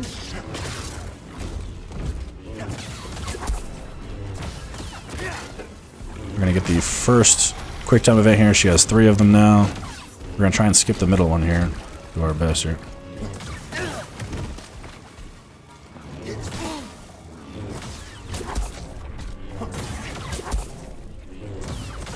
I messed that up really hard. Shouldn't have gone for that slow there. I should have let her ground pound, but I did not. So the 9th sister quick kill is kind of over now. I just gotta pray that she doesn't do anything too crazy at this point. Okay, nice. So that fight could have been a lot faster. It's just kind of optimizing the moves, trying to bait her into using specific moves. It is, of course, RNG at the end of the day, but you can kind of, at certain parts of her health bar, she'll do certain things. So if you can get her to the right parts of the health bar at the right time, you can kind of manipulate the situation. When she goes to that ground pound, you don't want to slow her. You want to take the damage and then jump over the ground pound and then start damaging and slowing. So you can skip that second quick time event there. All in all, I maybe lost 10 seconds there. It's not that big of a deal, but there is some optimization you can do on that fight. And if you get it just right, it does look pretty cool. Kind of like the Trilla fight on Zepho. Is pretty cool if you can optimize it. That one's much harder to optimize though, because there's a lot more going on there. You got cutscenes and quick time events and stuff. Whereas with Trilla, you just kind of beat the crap out of her.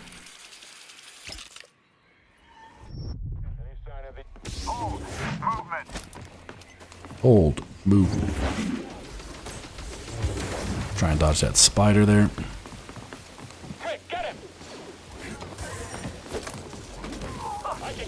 This slug is taking on the world here by himself. Feels bad, man. Whoa. Camera's freaking out a little bit. Now, if you remember... Didn't mean to fall there. If you remember... We actually activated this elevator a while ago. And that is so that we can just come here and immediately take it. Instead of waiting for it to come down.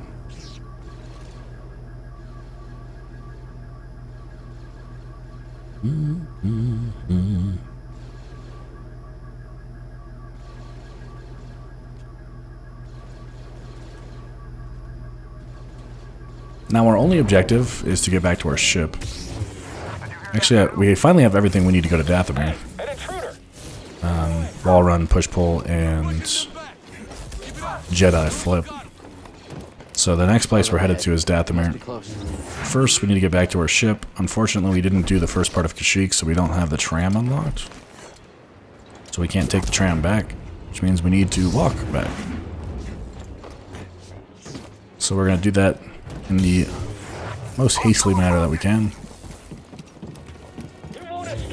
The reason we opened this door earlier is so that it's open now, so we don't have to glitch around it. There is a way to get around it, but people spent time figuring out how to get around it, and then people in the community were just like, wait, can't we just open the door on the other side? And everyone was like, oh yeah, I guess we could. So now we just open the door.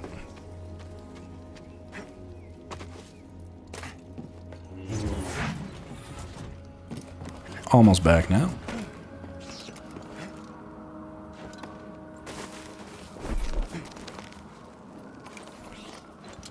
Oop.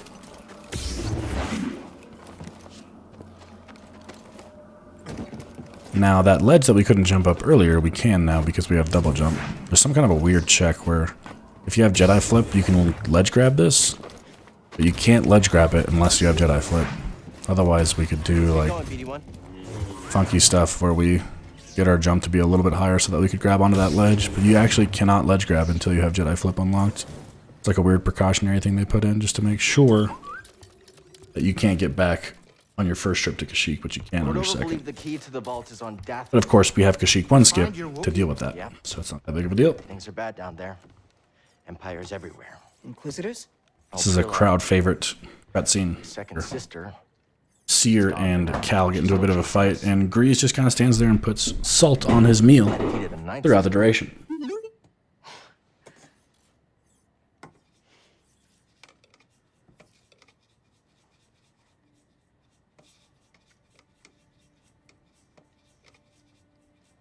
Cal, when I was captured by the Empire, I resisted. I swore to myself that I would die before I would talk. But then this Make a pretty good time here. I would consider the rest of this to be end game. We're 1 hour. We have 1 hour left. We're 2 hours in. And I still fought. But in the end, I came apart. So all we have left is And I gave them Trilla. Dathomir and and Lugano with Ilum and Nur. Cal, there's still a chance we can save the others on the Well, I guess Ilum's in the middle of Dathomir, and then Nur is the end of the game. So The Ninth Sister said something about few more splits to go. like it's inevitable. But you went through the same thing she did, and you didn't join them. We're getting there. It's okay, Cere. Actually got a pretty good run here going so far. Not the best, but certainly not the worst. Get your lasers off my lunch. I'm estimating a run at a marathon setting would take about 3.5 hours, or I would estimate it at 3.5, just so that you have the leeway if anything terrible goes wrong. But it's possible that as I continue to get better at this game, that a more accurate estimate would be like 325 instead of 330. I think 330 is safe because there is a lot of things that you can lose minutes over that I've already gotten past. This terrarium would look better with some plants. I don't want to say thanks to luck, but it's pretty much lucky, yeah.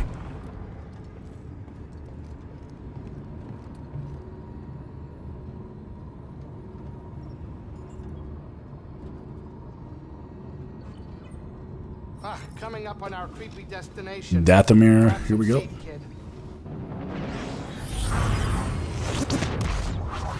Kashyyyk 2, that the second visit to Kashyyyk that we just did, and this split right here, Dathomir 1, are the areas of my world record run that are actually quite bad. They do not go optimally, let's say.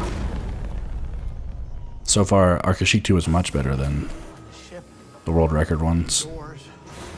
And now we have a chance to make up for Dathomir. Gonna jump out of bounds there onto that route real quick so we can skip up to this spot a little quicker here so we can get up top quicker. It actually does skip quite a bit of time. Dash Strike? Where are you? There we go. Someone in chat asks, do you think this will be a PB? I mean, I suppose it could be. Maybe? I don't think so. This place seems abandoned, but... I don't think we're on world record pace. Unless I play pretty lights out here. But again, the worry is not really about playing lights out. Jedi. It's more about getting the Must be a Night Sister. I had heard you were... commentary. Not all. Dathomir is forbidden to you. Leave at once. Well, I'm afraid I can't do that, but perhaps we could help each other. You see, Easy. I'm not your enemy. Your actions say otherwise. Hold on, I'm not here to... This is Marin, another main character in the game. You can actually meet her a lot earlier if you go to Dathomir earlier, but since we haven't been here yet, she's not going to be in the game for long, but she is a very important character.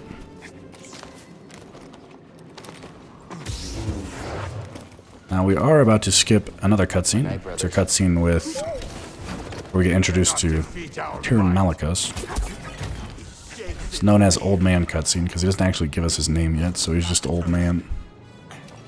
He's just an old dude. He's standing right there in that black robe. We're gonna very carefully head out of bounds and hit that little post there to go around him. That trick is much harder than I made it look. I actually failed it in my world record run a couple times. Then we're going to TLJ up this gigantic wall instead of activating it. And all of Dathomir was pretty much skipped. That skips the entire swamp section, the Gorgaro fight, everything. So that is another thing that was discovered fairly early on.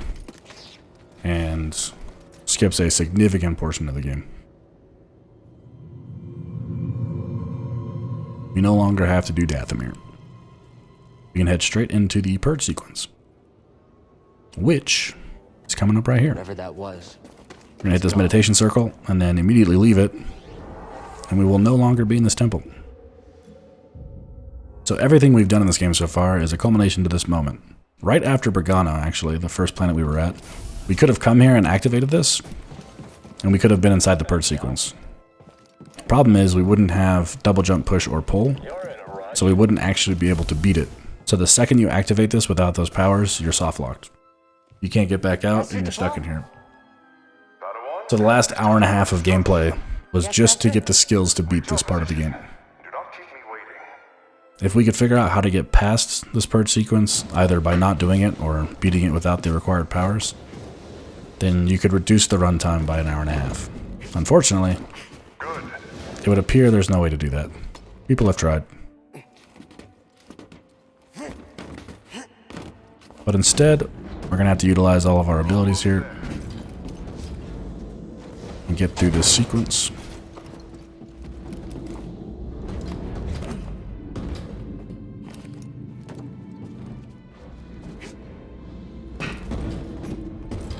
Get shot at by the commander here. Cheap shot, Commander. Focus. Were you concentrating, you would have anticipated this distraction. Better, Padawan. Let the camera do that weird thing there so we don't get kicked off while we're trying to move. And then we're good. That's the first little training sequence here. And now Order 66 happens. We have orders. Bracca is secure. We move out from Maigito shortly. Yes. You must... Master, are you okay? Master, are you okay? No, no! So, for people who aren't Star Wars fans, What's happening? What did the commanders... The Chancellor just executed Order 66, which is a secret order given to all of the clones to betray the Jedi. There are no answers to your questions. Not yet. We need to get off this. So, it's known as the Purge. The escape pods. Use the maintenance halls. And do you remember? like 99% of the Jedi are about to die. Well, what about you? I will create a distraction and meet you. If I am not there when you arrive, depart without me. I will find you on Bracca. Do you understand? Yes, Master. They're coming. So right now, the Clone Wars have basically just ended, and the Purge has begun.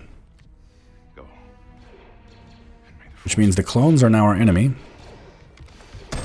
and we need to get the heck out of here. Go! There he is. Shoot to kill. No, stop! Lucky for us, they also become stormtroopers in this exact moment, so now they can't aim. Tapal's on the move.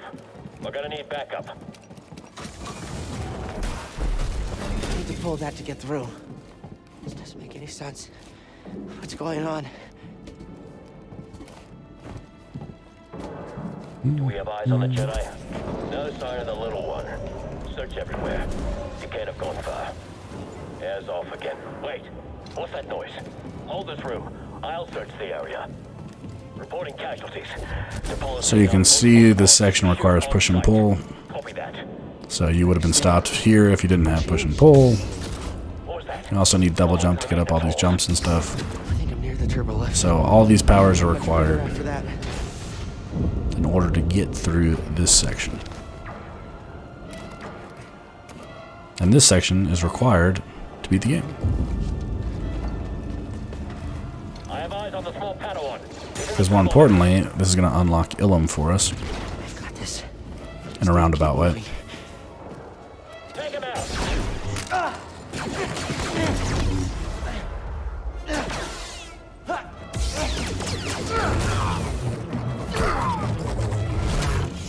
Padawan, your lightsaber.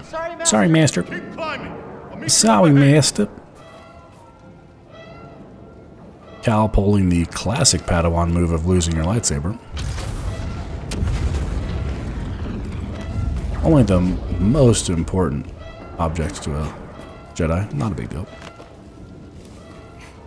It's just your weapon. To provide galactic peace to the Republic. No worries. There's an override just ahead. We must activate it if we're to escape. Yes, Master. It's gonna head through this last section here. We have to pull a pin in the airlock. Send back up. Jaro Tapal is on the other side of that door? Yeah, but he won't be getting through. Taking far too long. What's that sound? What's that sound?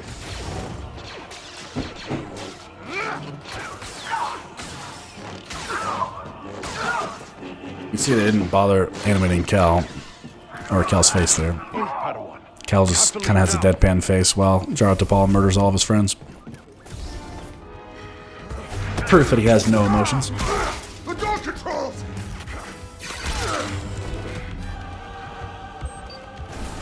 Do do do do do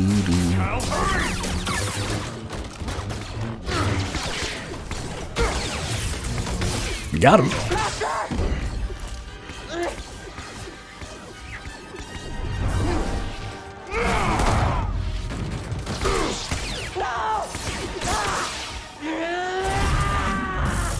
Spoopy Cal, dropping the slow. Turns out if you make stormtroopers 160p, they can't fight back. Reduce the resolution. I overloaded the ship's reactors. The explosion will mask our escape. This war is not over, my Padawan. Hold the line. Wait for the Jedi Council signal. Remember, trust only. So this sequence here happens 5 years before the game starts. So our master dies, he gives us his lightsaber. We crash land our drop pod on Bracca. And that is where the game starts 5 years from now on Bracca.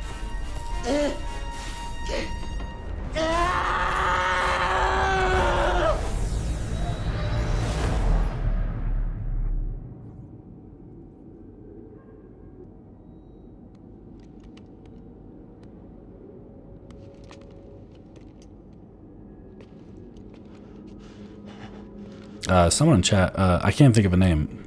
You're not giving misinformation, but I chose yellow in the world record run. I didn't choose violet as a lightsaber color. I don't know if that's, I don't know why that's important right now, but. Still incompetent. Your will is weak. You lack discipline. You let fear Didn't dodge break the your kick. connection to the Force. So we're just gonna hit him 4 times, dodge, hit him 4 times, dodge, and hit him 4 times. And that'll end this little section here. Hands, apprentice. You are a failure, a weakling, a traitor. You are no Jedi. You are no Jedi! Jaro Tapal has a couple of great one-liners. There's another one later on. That is one of my favorite lines in the game.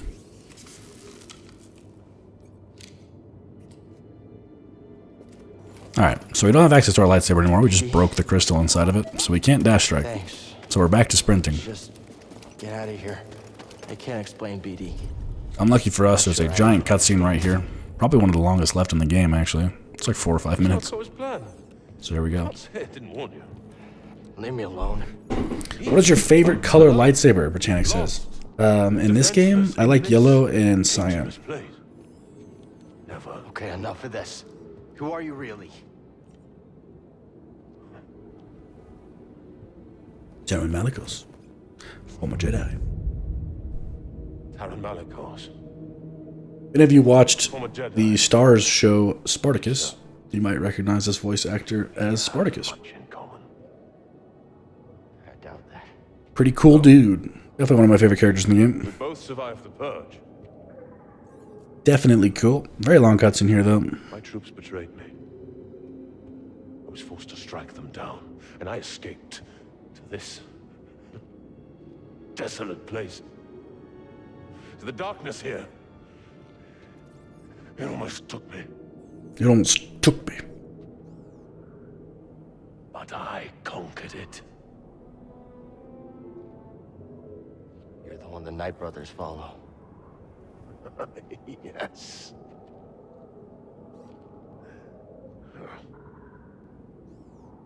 Well, these savages only respect strength. Joe Linda asks a good question. What's your goal with speedruns? My goal with speedruns is to be a content creator. I think speedrunning is a dope way to make single-player games have more replayability. I enjoy speedrunning. It's fun, first and foremost. But more importantly, I like making content. I like streaming.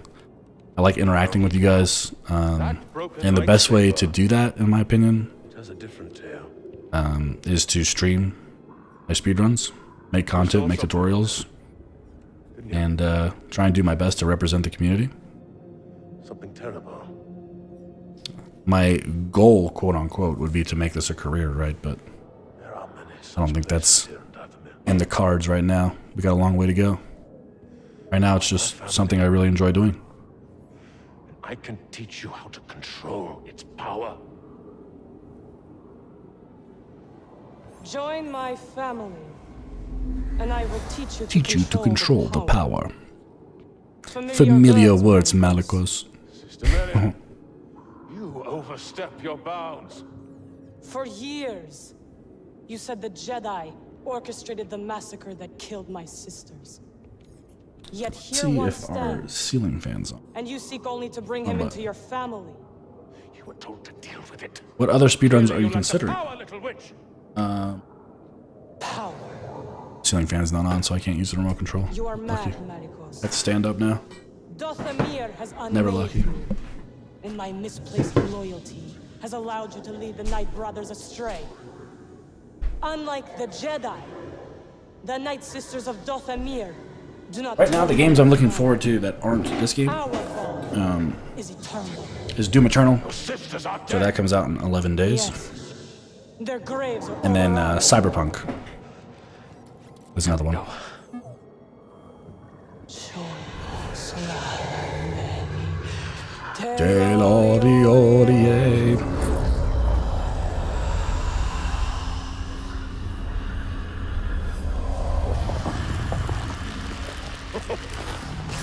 Foolish girl. So Marin's gonna raise the dead here. You both shall learn. When you face one Night Sister of Dothamir, you face us all! And that is this cutscene. It is now time to get the heck out of here because we don't have a lightsaber to fight back right now.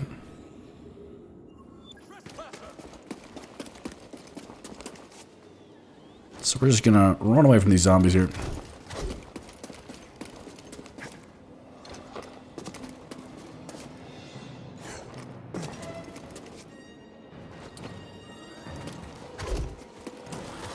Try and dodge their attacks. The shortcut's actually going to auto-open for us during this section. These Knight Brothers are going to be still alive here, so they can shoot us with their bow. Luckily, they didn't screw us too much. Cere, tell Greez to get the Mantis running. What's happening? A Night Sister. She raised the dead. They're after me. Right now, we don't have a weapon, so goal number 1 is to get that back. Captain, prepare for takeoff. Lucky for us, Cere knows of a place where we can get more kyber crystals. It's a little-known planet known as Ilum. Not much lore behind it or anything, nothing like that. Get us out of here! What'd you do, kid? I got dead witches All all right. over my ship. We're out of here. Go.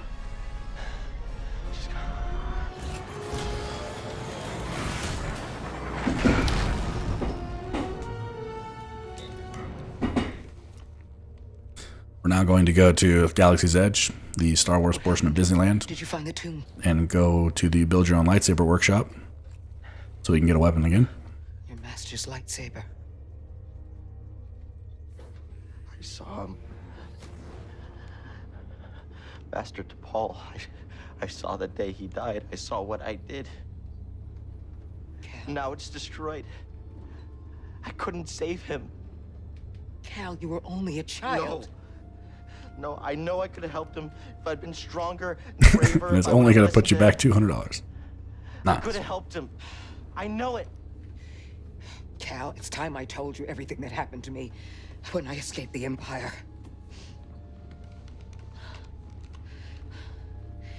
They brought Shirley in the room. And when I saw her eyes, they showed me what I had caused. So Cere's finally coming clean on everything. She's been lying and kind of been telling a couple of white lies here. And I tapped into the dark side. And I killed them all. Every last one of them. Except for her. And for years, I couldn't forgive myself. I was a wreck. Because I had all this rage. And I tried pushing it down, but there was no hiding from myself. And all I wanted to do was die. But then I learned about the holocron. A spark of hope that there could be a future. That we could move on. Get up. He's like, do I have to, Mom? I can't change what I did no more than you can change what happened to your master. It's in the past. But Cal, you have to make a choice to move on. How? How? You're gonna start with You're gonna start with this. Gotta make a new lightsaber. So this cutscene's gonna auto-travel us to Ilum. You are going to build a new one. We don't actually have to unlock the planet. Cere has already set us the destination, which is nice.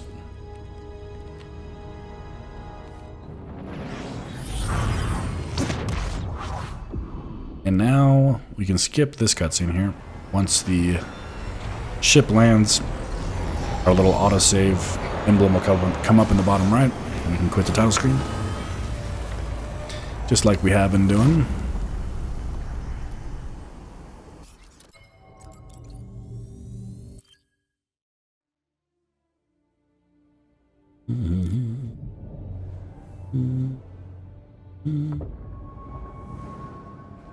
And just like that, we'll be able to start Ilum. Ilum's a pretty technical split. It didn't used to be, because we didn't think we could do much without our lightsaber. But that illusion has been shattered. There is a lot of things you can do without a lightsaber. It's the Jedi Temple. And we're about to see it. It's been a while, but yeah, I remember. There is a new where they did little strat that I'm not going to do here because I haven't actually practiced it yet. Where you can void out instead of swimming around a thing, which I'll explain more when I'm there, but I know someone in chat's going to be like, why didn't you do the new thing? It's because I just haven't seen it yet, so I'm not going to throw it in this run. It only saves a couple seconds. Well, Looks like a way through over But there. it will probably be in the GDQ run if it gets accepted. I'll have plenty of time to practice it. So we're going to jump up the side of this wall here. And skip that climbing section.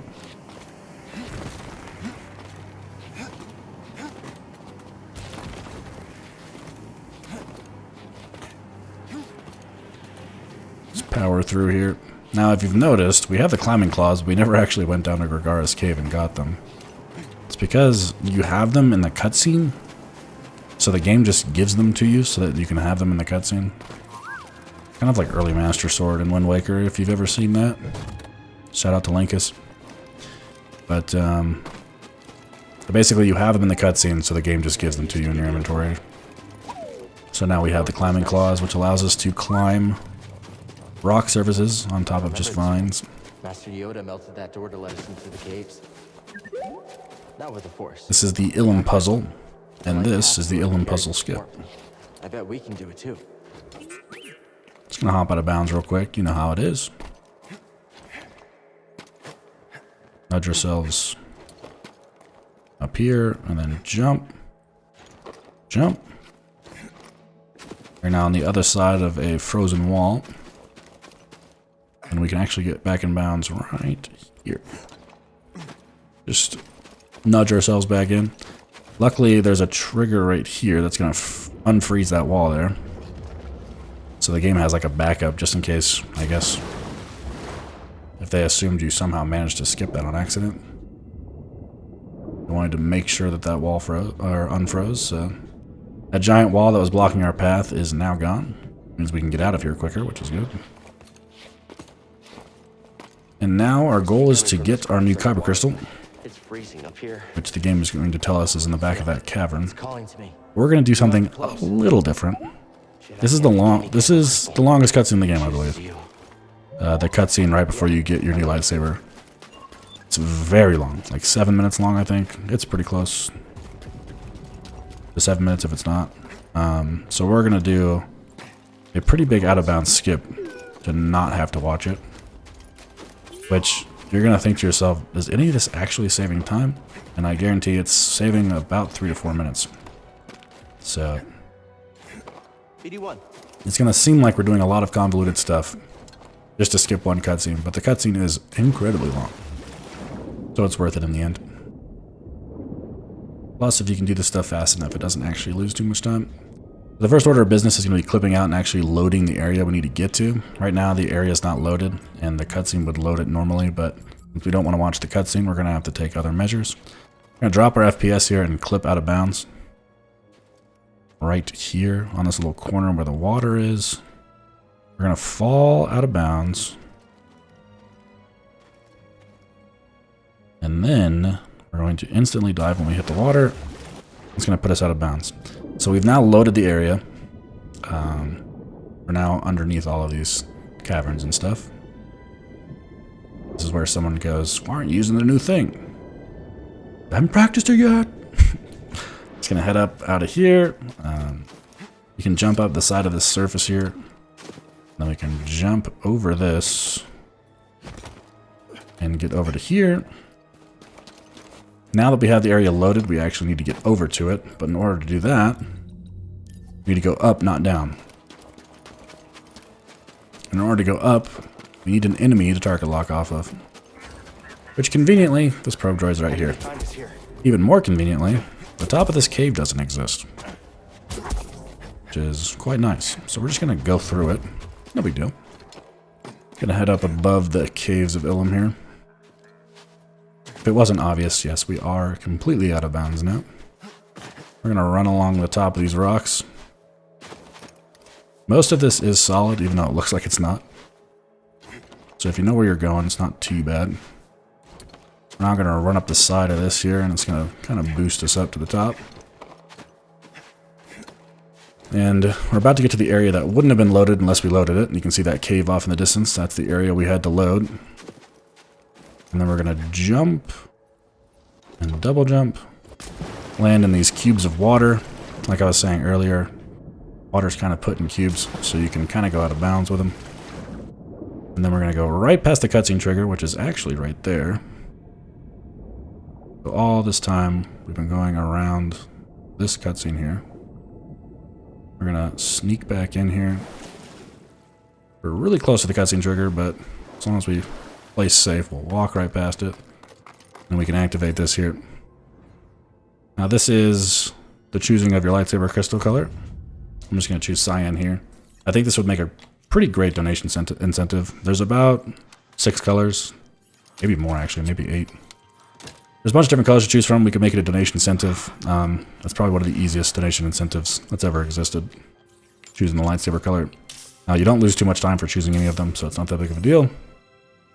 There's everything from the normal green and blue to yellows, oranges, magenta, purples. Cyan's very light blue, it's almost white. It's pretty cool.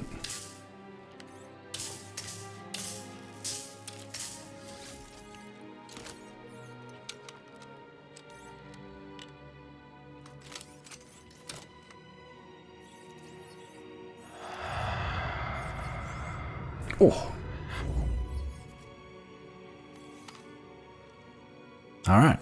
And we now have a lightsaber that splits in 2. We use our old master Jaro Tapal's lightsaber and Cere's old lightsaber to create a lightsaber that has a split kyber crystal in it, so we can actually split it into 2 lightsabers whenever we feel like. Which is a very unique mechanic for Cal. And it actually gives us access to the most powerful skill in the game, which is our double-bladed lightsaber split attack, which we will be using to defeat Malicos here in a second.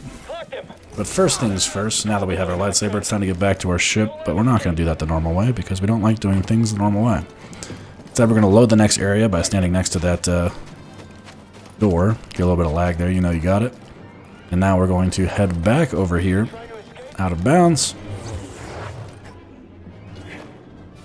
Head back into this water that we were in earlier. And go right back to that place that I jumped out of earlier. And this will make the game look all sorts of weird. The lighting doesn't load properly in here. The area is not fully loaded. There's supposed to be a bunch of stormtroopers in here giving us a hard time, but luckily they're not here right now. They will spawn in right about here though. So these guys right here will be here. Lucky for us, we got to skip most of the other stuff. We got a rocket trooper here who missed us, which is lucky. And now we need to fight 2 ATSTs and then get back to our ship. So as you can see, Ilum has quite a bit of out-of-bounds trickery going on. It's a lot of runners' favorite skips now because everything kind of looks cool. It's fun to show off, especially in a stream setting. It's definitely, like, Ilum doesn't look normal. You skip almost everything that there is. So it's pretty cool. Thank you. There's stormtroopers everywhere. Ilum was our planet. Don't let them forget that. Just gonna run past these guys here. Try to not get shot too much. Running is not recommended. Called reinforcements. Every Star Destroyer in the sector is on their way here. Here before you do. No, we didn't come all this way to get captured. I'll be there. 2 ATSTs, the other one's right over here. We're gonna take this one out first. These guys can be kind of annoying because they run away from you a lot. And they drop these spooky bombs that can knock you around like that. Okay, I'm trying to block this guy's attacks, but it's not letting me. Getting kind of unlucky there. I really don't want to get hit by these bombs, but I'm going to. This guy's decided to stop in a very interesting spot. Just kind of got to work with the RNG here. And he is going to pop out. I can get to him. Nice. Alright. ATST fight can be a bit annoying. We pulled it off. I'm going to switch back to single-bladed. Just because I think the animation's smoother on the dash strikes. And I'm weird like that. We're going to back out of here to stop this conversation so that we can immediately use the holotable to go back to Dathomir. So now we have our weapon back. We feel like more of a real boy here. We're good to go. So you can see the main quest still said we were on Ilum. That's because we skipped a bunch of the story beats there, like fighting the security droids and all that. so the game doesn't really know where we're supposed to be. Lucky for us, the main quest doesn't really matter, because as long as we go and activate certain cutscenes, the game will eventually catch up with what we're supposed to be doing. Good luck, Jedi. May the Force be with you. The log left for Cal. Nothing else? Those itches. We're about to drop out of hyperspace. Sit down.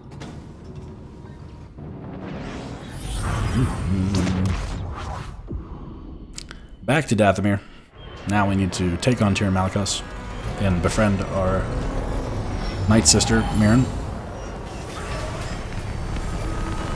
And most importantly, grab the Astrium that's in this temple. Finally.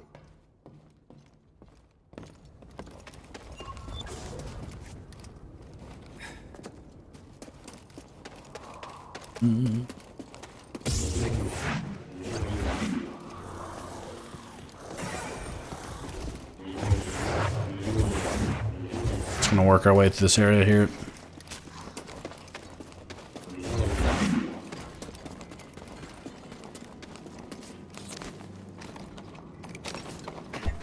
We do have to skip that cutscene we skipped earlier again, even though we've already met Tir Malakos. The trigger will still be there once we load the planet and the game realizes that we haven't seen it yet, so he'll still be over there waiting for us.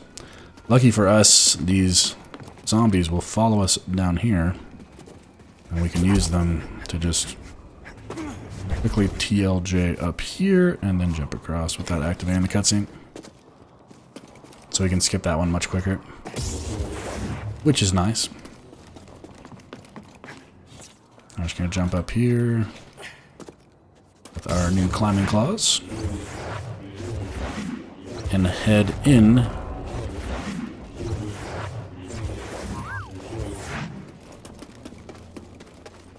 Activate this door again, which will bring Jaro Tapal back one last time so we can have a nice little conversation with our master and finally get over all of our trauma from the Purge.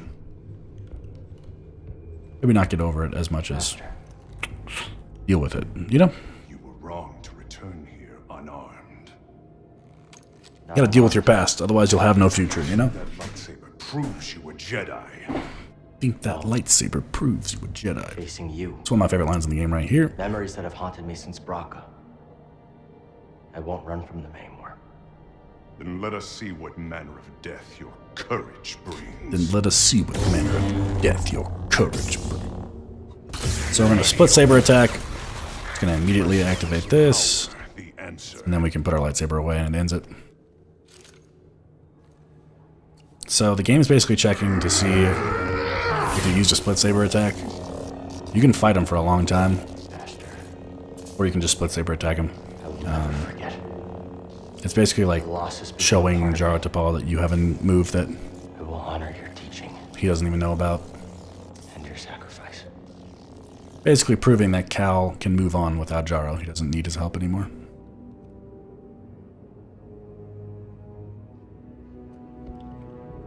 Remember, persistence Reveals the path.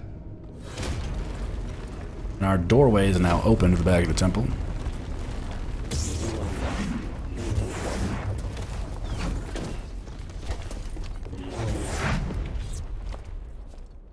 Now we have two cutscenes here, one with Mirren and one with Malakos. First one's Mirren right after this shimmy. After the intruder. Boop. You chose to return. Brave. But not wise. Maybe. Marin, right? Brave. I'm Cal But Kestis. not wise. What you were told about the Jedi was not true. So you say. Cal. So you say. Malakos said many Cal. things too. Terra Malakos might have been Not part impressed. of my order, but what he is now, I have no idea.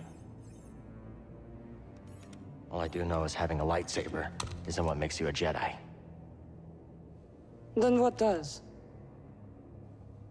We were peacekeepers. We were betrayed by those we protected. Hunted down by the Empire. I might be one of the last of my kind.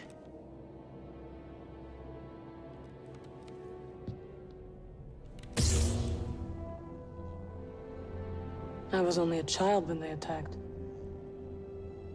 An armored warrior brandishing this descended upon us and cut down my people, my sisters, until I was left alone with the dead. Then Malicos came and promised me revenge if I shared our secrets with him in return.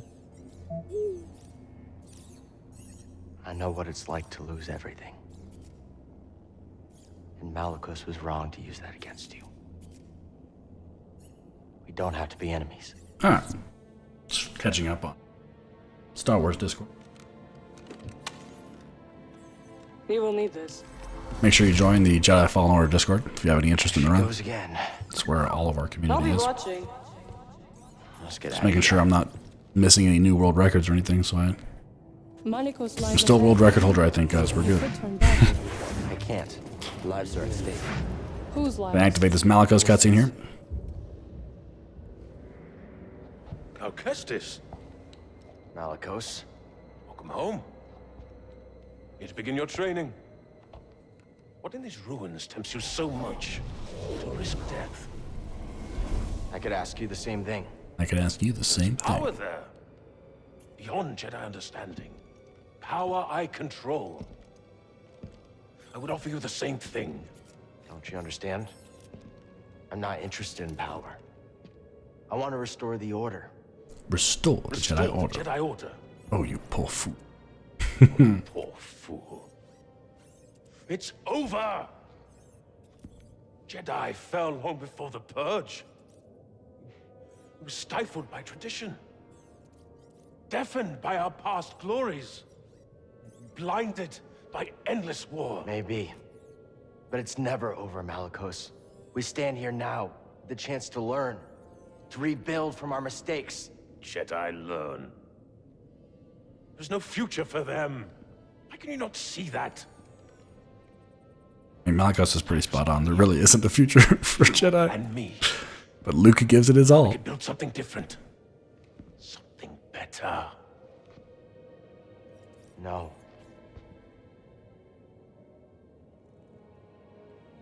Dathomir will be your grave. Let's get it. Alright. So, this is the lightsaber split attack for double bladed. On story mode, you can just spam it.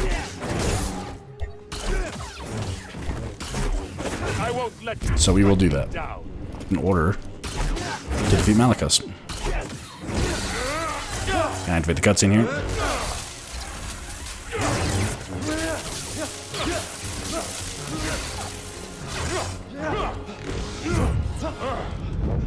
I was wrong to think you could stand with me. Die well. Marin to the rescue here. You have no right to Dathomir. No right to our magic.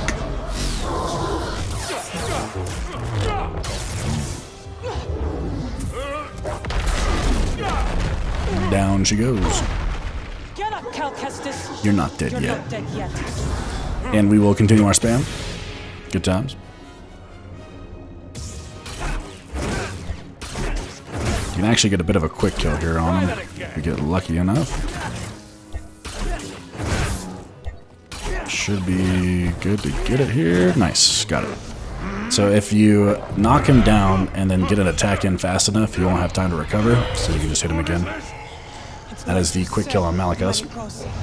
Dathomir will be your grave.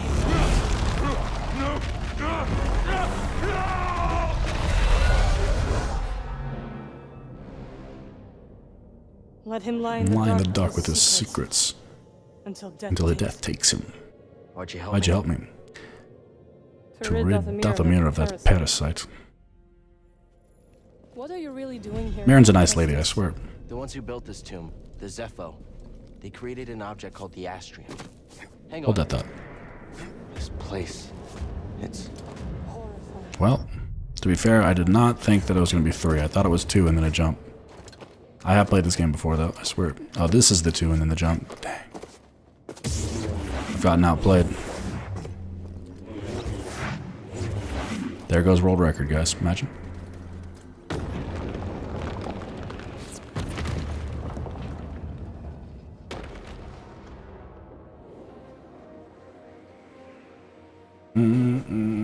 And there is the Astrium, the key we've been in search for an hour and a half.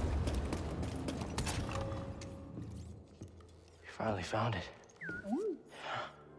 Actually, more like 2 hours. I guess we find out about it 40 minutes in, so. To the next generation of Jedi. Been about 2 hours.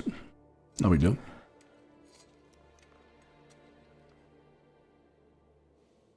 I'm happy for you. And your Jedi. But nothing can bring back my people.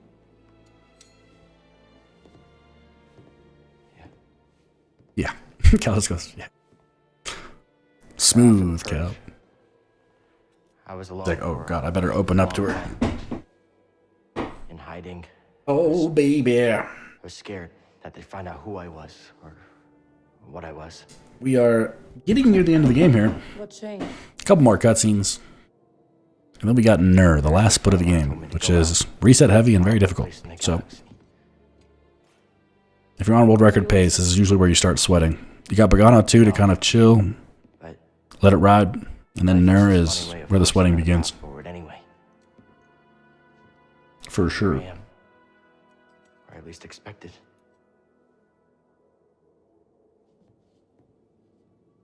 A path forward.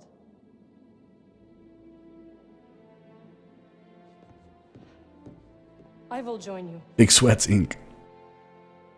You will? Merrin decides to join the crew because she has no reason to be on this planet anymore. I'm finished waiting. I wish to fight by your side.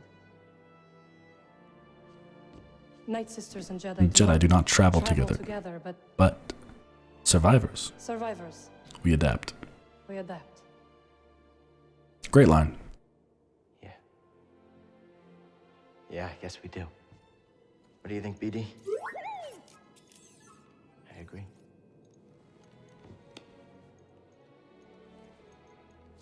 My crew, they might take a little bit of convincing. As far as Star Wars lore go, it's pretty incredible that a Jedi and a Night Sister team up.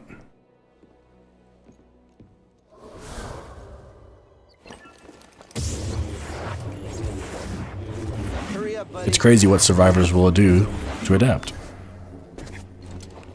It's almost like that's what they're trying to say. There is no Jedi Sith. It's just people trying to survive. Did you raise the ones before too? I did. I wanted to see how you would handle Malachus. You were testing me? Are you gonna help me with this? I'm sure you can handle it. Alright. Our only objective is to get back to the ship at this point.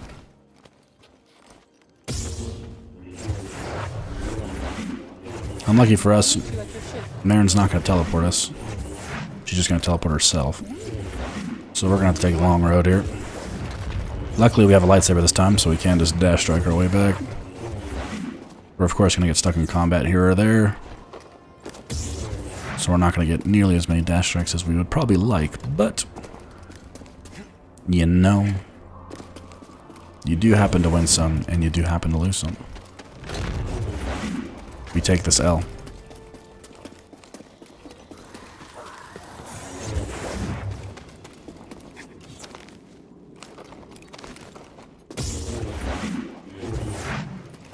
Alright. Back in combat. You don't want to dash strike too close to enemies because you'll actually flip your camera around and just dash strike to them. The game will kind of auto-lock them. So you tend to want to get kind of far away from enemies before you go for it again. And that is Dathomir too. Short cutscene here, introducing Merrin to Cere and Greez. And then we go back to Bogano, where it all began. What's that supposed to mean? It means I'll be joining you. Cere, Greez, this is Merrin. She's a witch, isn't she? A Night Sister. Your fear is unnecessary. I couldn't have gotten the Astrium without her. We fought Malicos together. I trust her. And we trust you. And we trust you. You Will have to earn it. We'll have to earn it. Fine. Okay, fine. Have some seat. As long as she doesn't try anything funny. Welcome aboard. The undertone of Greez being real tired of random people showing up on his ship is really beautiful there. Don't try anything funny. All these Force users showing up on my ship doing weird stuff. I don't know. I don't know what you're saying. Unfortunately, she does not speak droid. But she does speak basic, which is good. Time to go.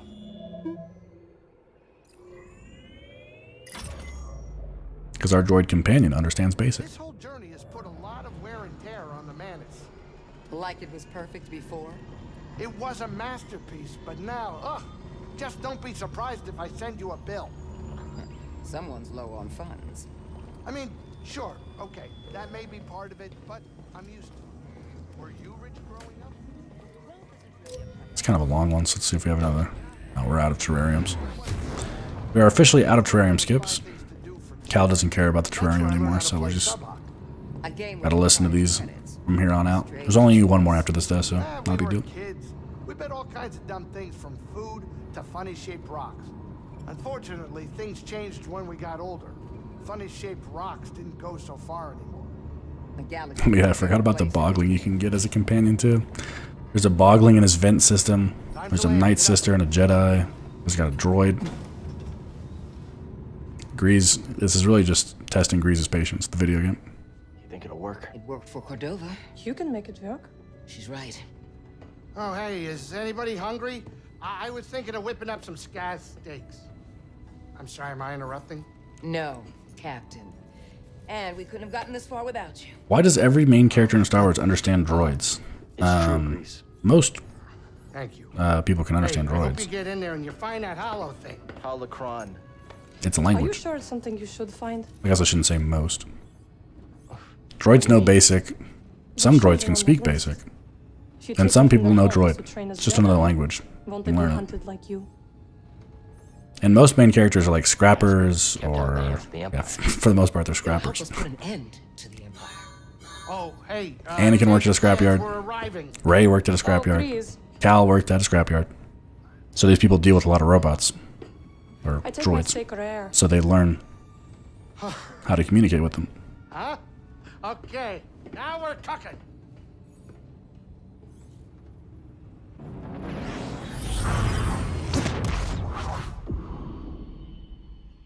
Yeah, it's not so much understanding exact. Like the droid's not trying to speak basic to you. The droid is communicating through inflection and stuff like that, I guess you could say. It's called binary, I think, the language. I don't know. I'm not a Star Wars lore master. But if you spend enough time around droids, you kind of start to understand what they're trying to say. Like when R2-D2 is getting shot at and he goes, "What?" That means, I'm scared, please stop shooting at me. Even I understand droid. It's easy.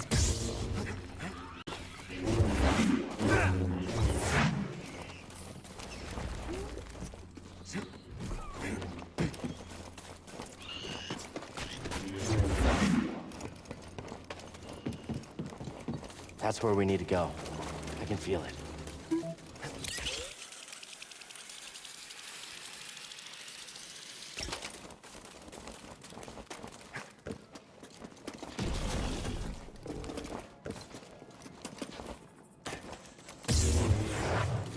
I'm sensing something weird. This is gonna sound strange, but I think it's the Astria. The closer we get to the vault, the stronger it feels. Careful, buddy. We still don't know how this thing works. Enjoying the ride?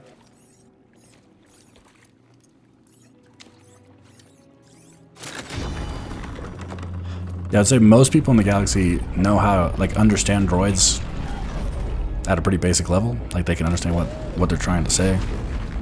Amazing. But then you can literally learn the language. I believe it's called binary in Star Wars. I mean, you can learn droid language, and then you can actually understand what they're saying. Check it out. They're not just going boop, wee, wow, boop, boop. It's actually a language.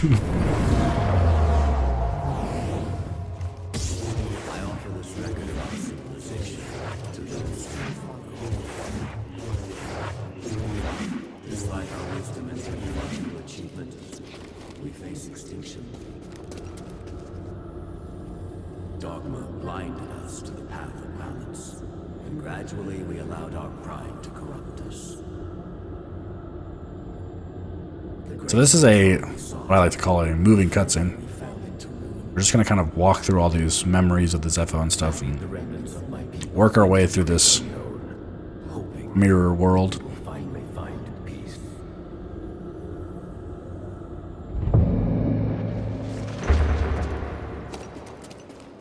I shall teach them the ways of the Force. Master Kestis. We shall begin with physical preparation. What is the Force? Gather round, everyone. Master Kestis, do you think the Empire will find us?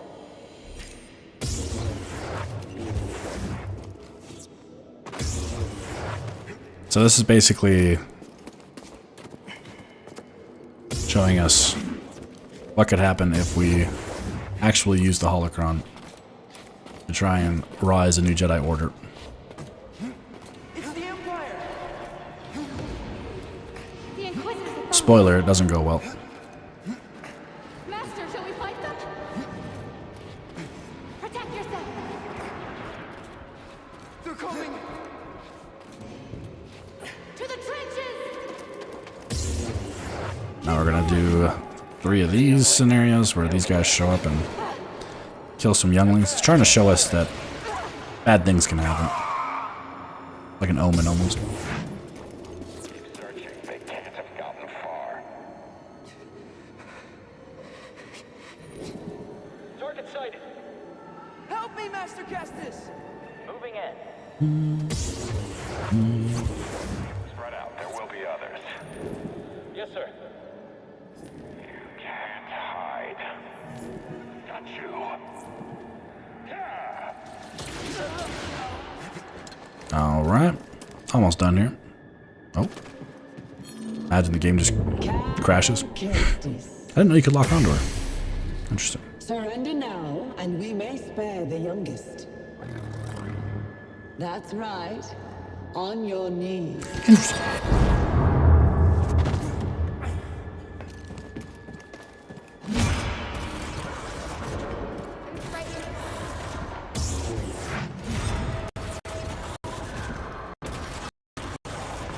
Game's really giving us some trouble here. Trying to work through it. Lagging out. Sometimes you're a little too fast for even the game to keep up. The way this game handles loads is pretty odd. That section is complete. Cal's going to see an Inquisitor version of himself and be very upset about it. And then we're going to turn around. Handy dandy, wouldn't you know? The holocron's there for the taking.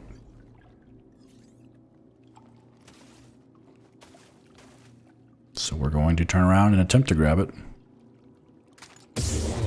But then Trilla's going to show up and stop us from doing that. We won't get to see that though, because we're going to quit the title screen, do the autosave, and like clockwork, we're going to be in the middle of a fight with Trilla. This is the shortest Trilla fight, actually.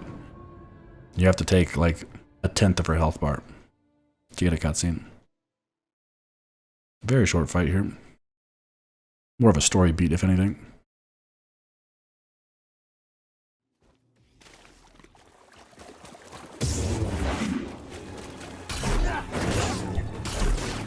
You know the drill. When in doubt, spam it out.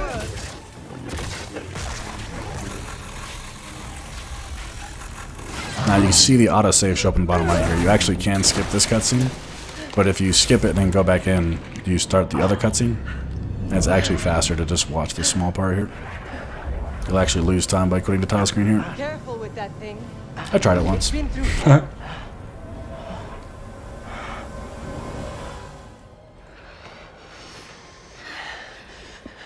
a flashback here of Trilla's misfortunes. Finding out why she turned to the dark side. Lure them away, and then I'm going to circle back. Stay with the younglings, Trilla. Stay with the younglings, Trilla. May the Force be with you. Master, don't leave us! Don't leave us. Trilla, what's going to happen? Don't worry, Greedo. Okay. Everything will be fine. It's okay.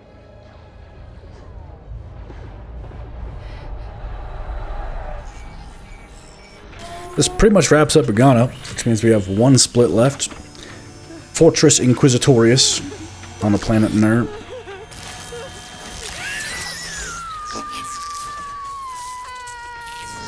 Filled with out of bounds, filled with glitches. We don't even fight the final boss fight in this game. We actually glitch out of it. So, if all things go well, it should only take about 11 minutes. We are almost finished.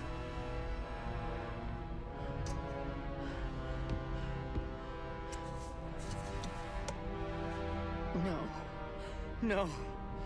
No.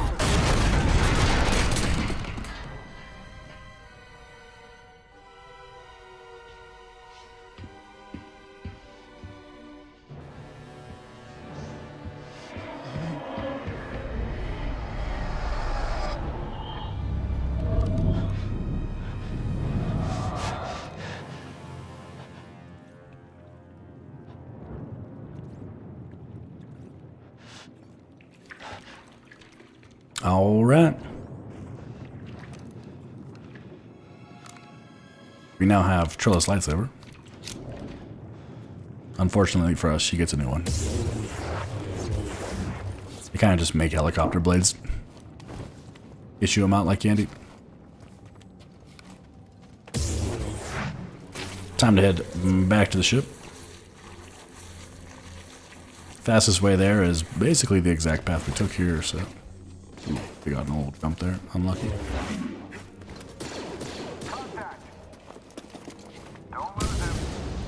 Don't lose him. Gotta cross this zip line here. Gonna be out of combat while we're over here, which is nice. We can dash strike away.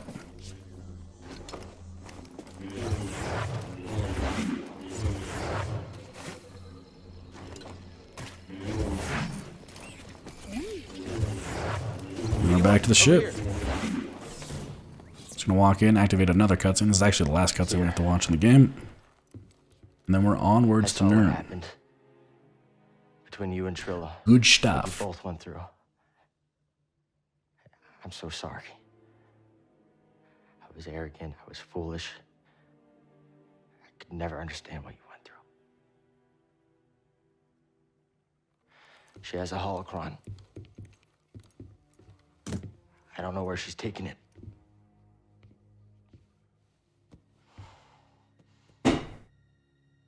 I'm responsible for the path that Trilla is on.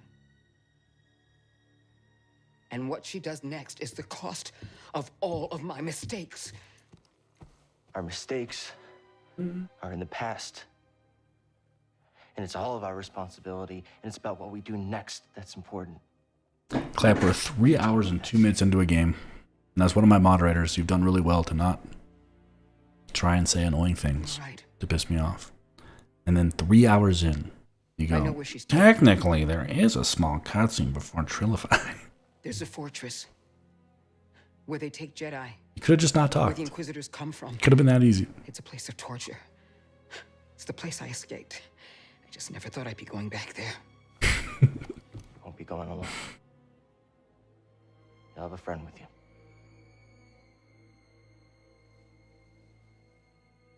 No.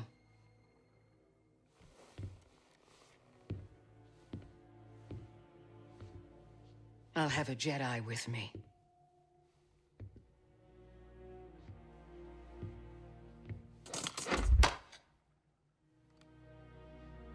Neo.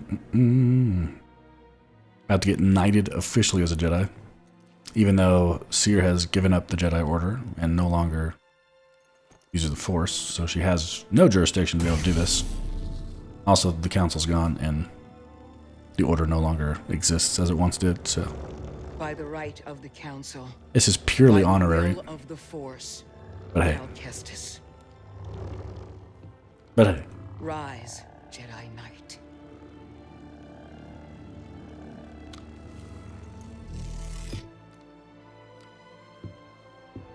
You are ready. You are ready. So are you. So are you. And so, we embark on our final journey. Gotta go get the holocron back. And And to do that, we need to go into enemy territory. Fortress Inquisitors unlocked. We're gonna head right over there and see the Star Destroyer. The Star Destroyer sitting outside of it, ominously. Spooky place. Greez, let me know if you spot any Imperial activity. On it. Make a good team. Alright. It ain't easy to avoid detection when the Empire's hunting you down. Don't have any more skips with Terrarium, so we're just gonna listen to this one out. Like the time we were mistaken for smugglers. How could I forget? You told them we were delivering a shipment of Kadu ribs. And then when they asked what that was... Oh yeah, I listed off 18 different ways to prepare them from smoked to raw. For what purpose? Distraction. They were so confused, they let us... For what purpose? Not only that, they actually paid me for my list of recipes. Only Greez would charge for something like About to that. drop out of hyperspace. Sit down. Only Greez. Alright. So right here, the cutscene is going to start, but we're going to get a little autosave, which means, of course, we can quit the title screen and skip it.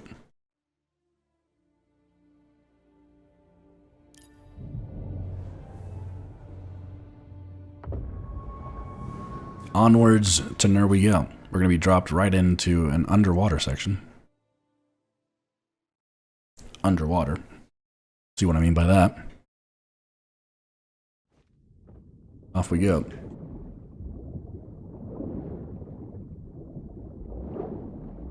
And this is the last level of the game.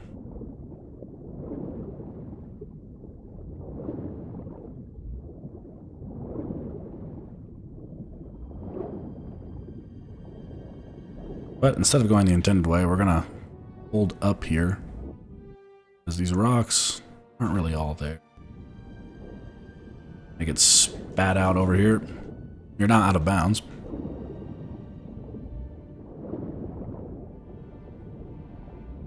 Gonna head around out of bounds here.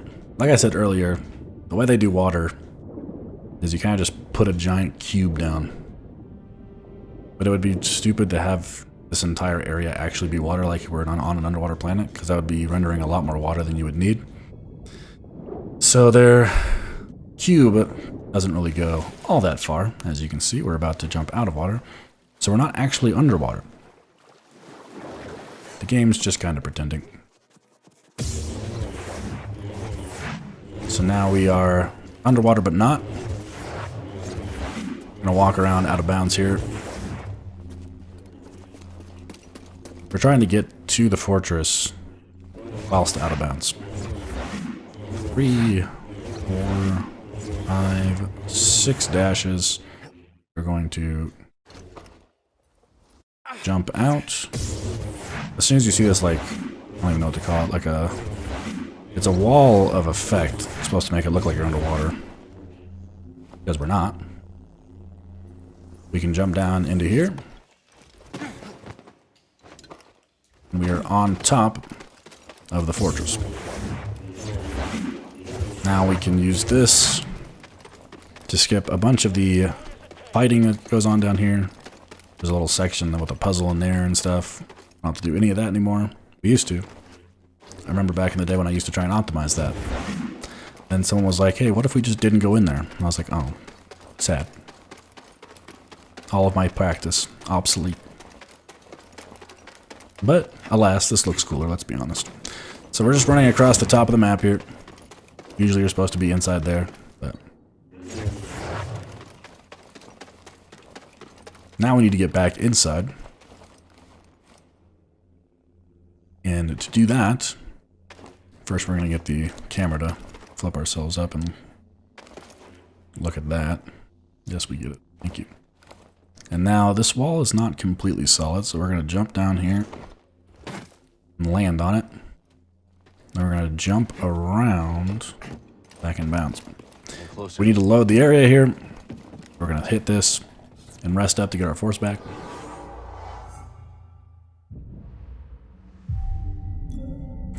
Now that we have our force, we're going to go straight into another out of bounds glitch. So we're going to load this room here. Head past these guys, go up these stairs, kill both these minigunners, and then jump up on this little box here. We're going to use these guys to go out of bounds. We're going to jump across here and head into this dojo. We're going to wait for the game to consider us out of combat. Let BD scan that. And then he's going to use Scomp Link on this door here. So we can completely bypass the entire dojo experience here. We're going to jump down here. The room is going to load up. And we're actually in combat, which means, do I want to back out or do I want to give this a shot? Might be able to do this. We'll give it a shot for a second. So I'm in combat right now, which is actually bad because we don't, as you can see, we can't use force. So it's harder to do this glitch out, y'all. So I might reload the game and attempt it again. Just gonna give it a shot here.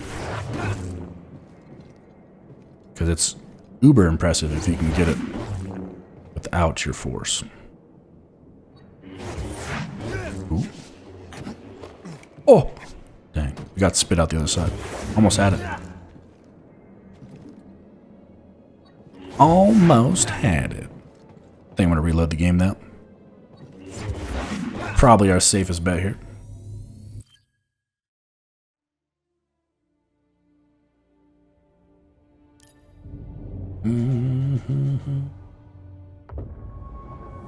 So the key to doing that entire skip there is to make sure you're out of combat in that exact location. So that you can continuously dash strike so you can clip through that door easier. So luckily we have the save point right here, so we can just try it again. No worries. You can see that obviously in a world record run, doing something, failing something like that will completely end your chances at world record. So this portion of the run is super scary. You're 3 hours in, so you're nervous, and you can lose runs to this place. That's for sure. Thanks, BD1. We gotta slice this door. Certainly can.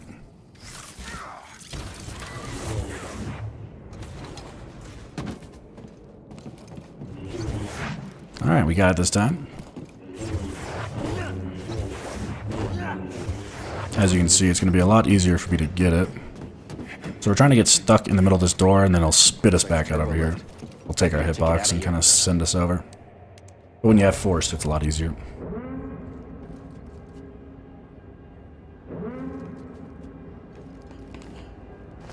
So that part right there, there's a little bit of RNG there. Like, you have to kind of get lucky so that you're not in combat, but more importantly, you just need to make sure you stay away from all of the purge troopers and stuff so they don't aggro to you.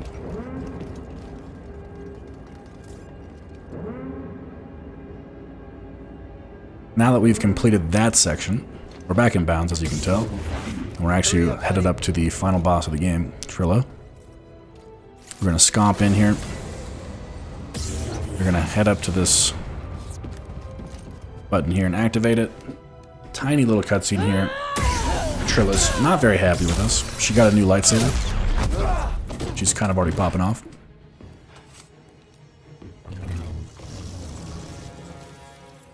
And now we're going to leave, because fighting her would involve a lot of time, and there's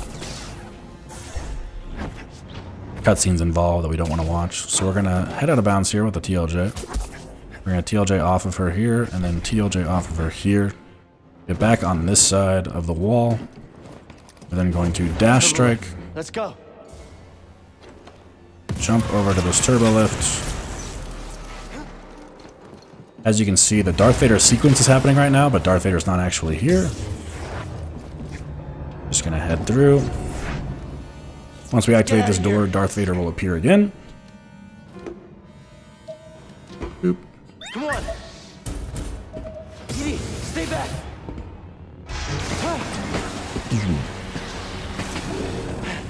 And that is basically the run.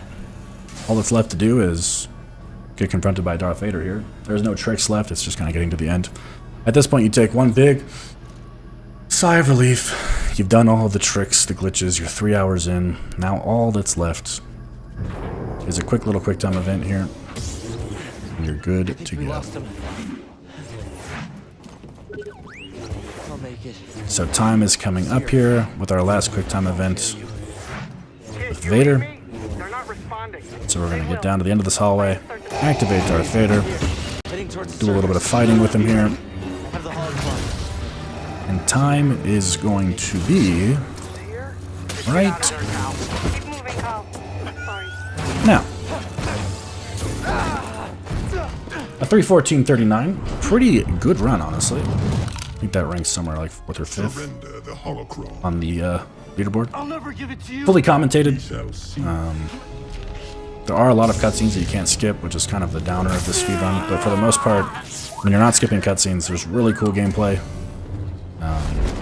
Lots of glitches, a lot of sequence breaking, all kinds of stuff.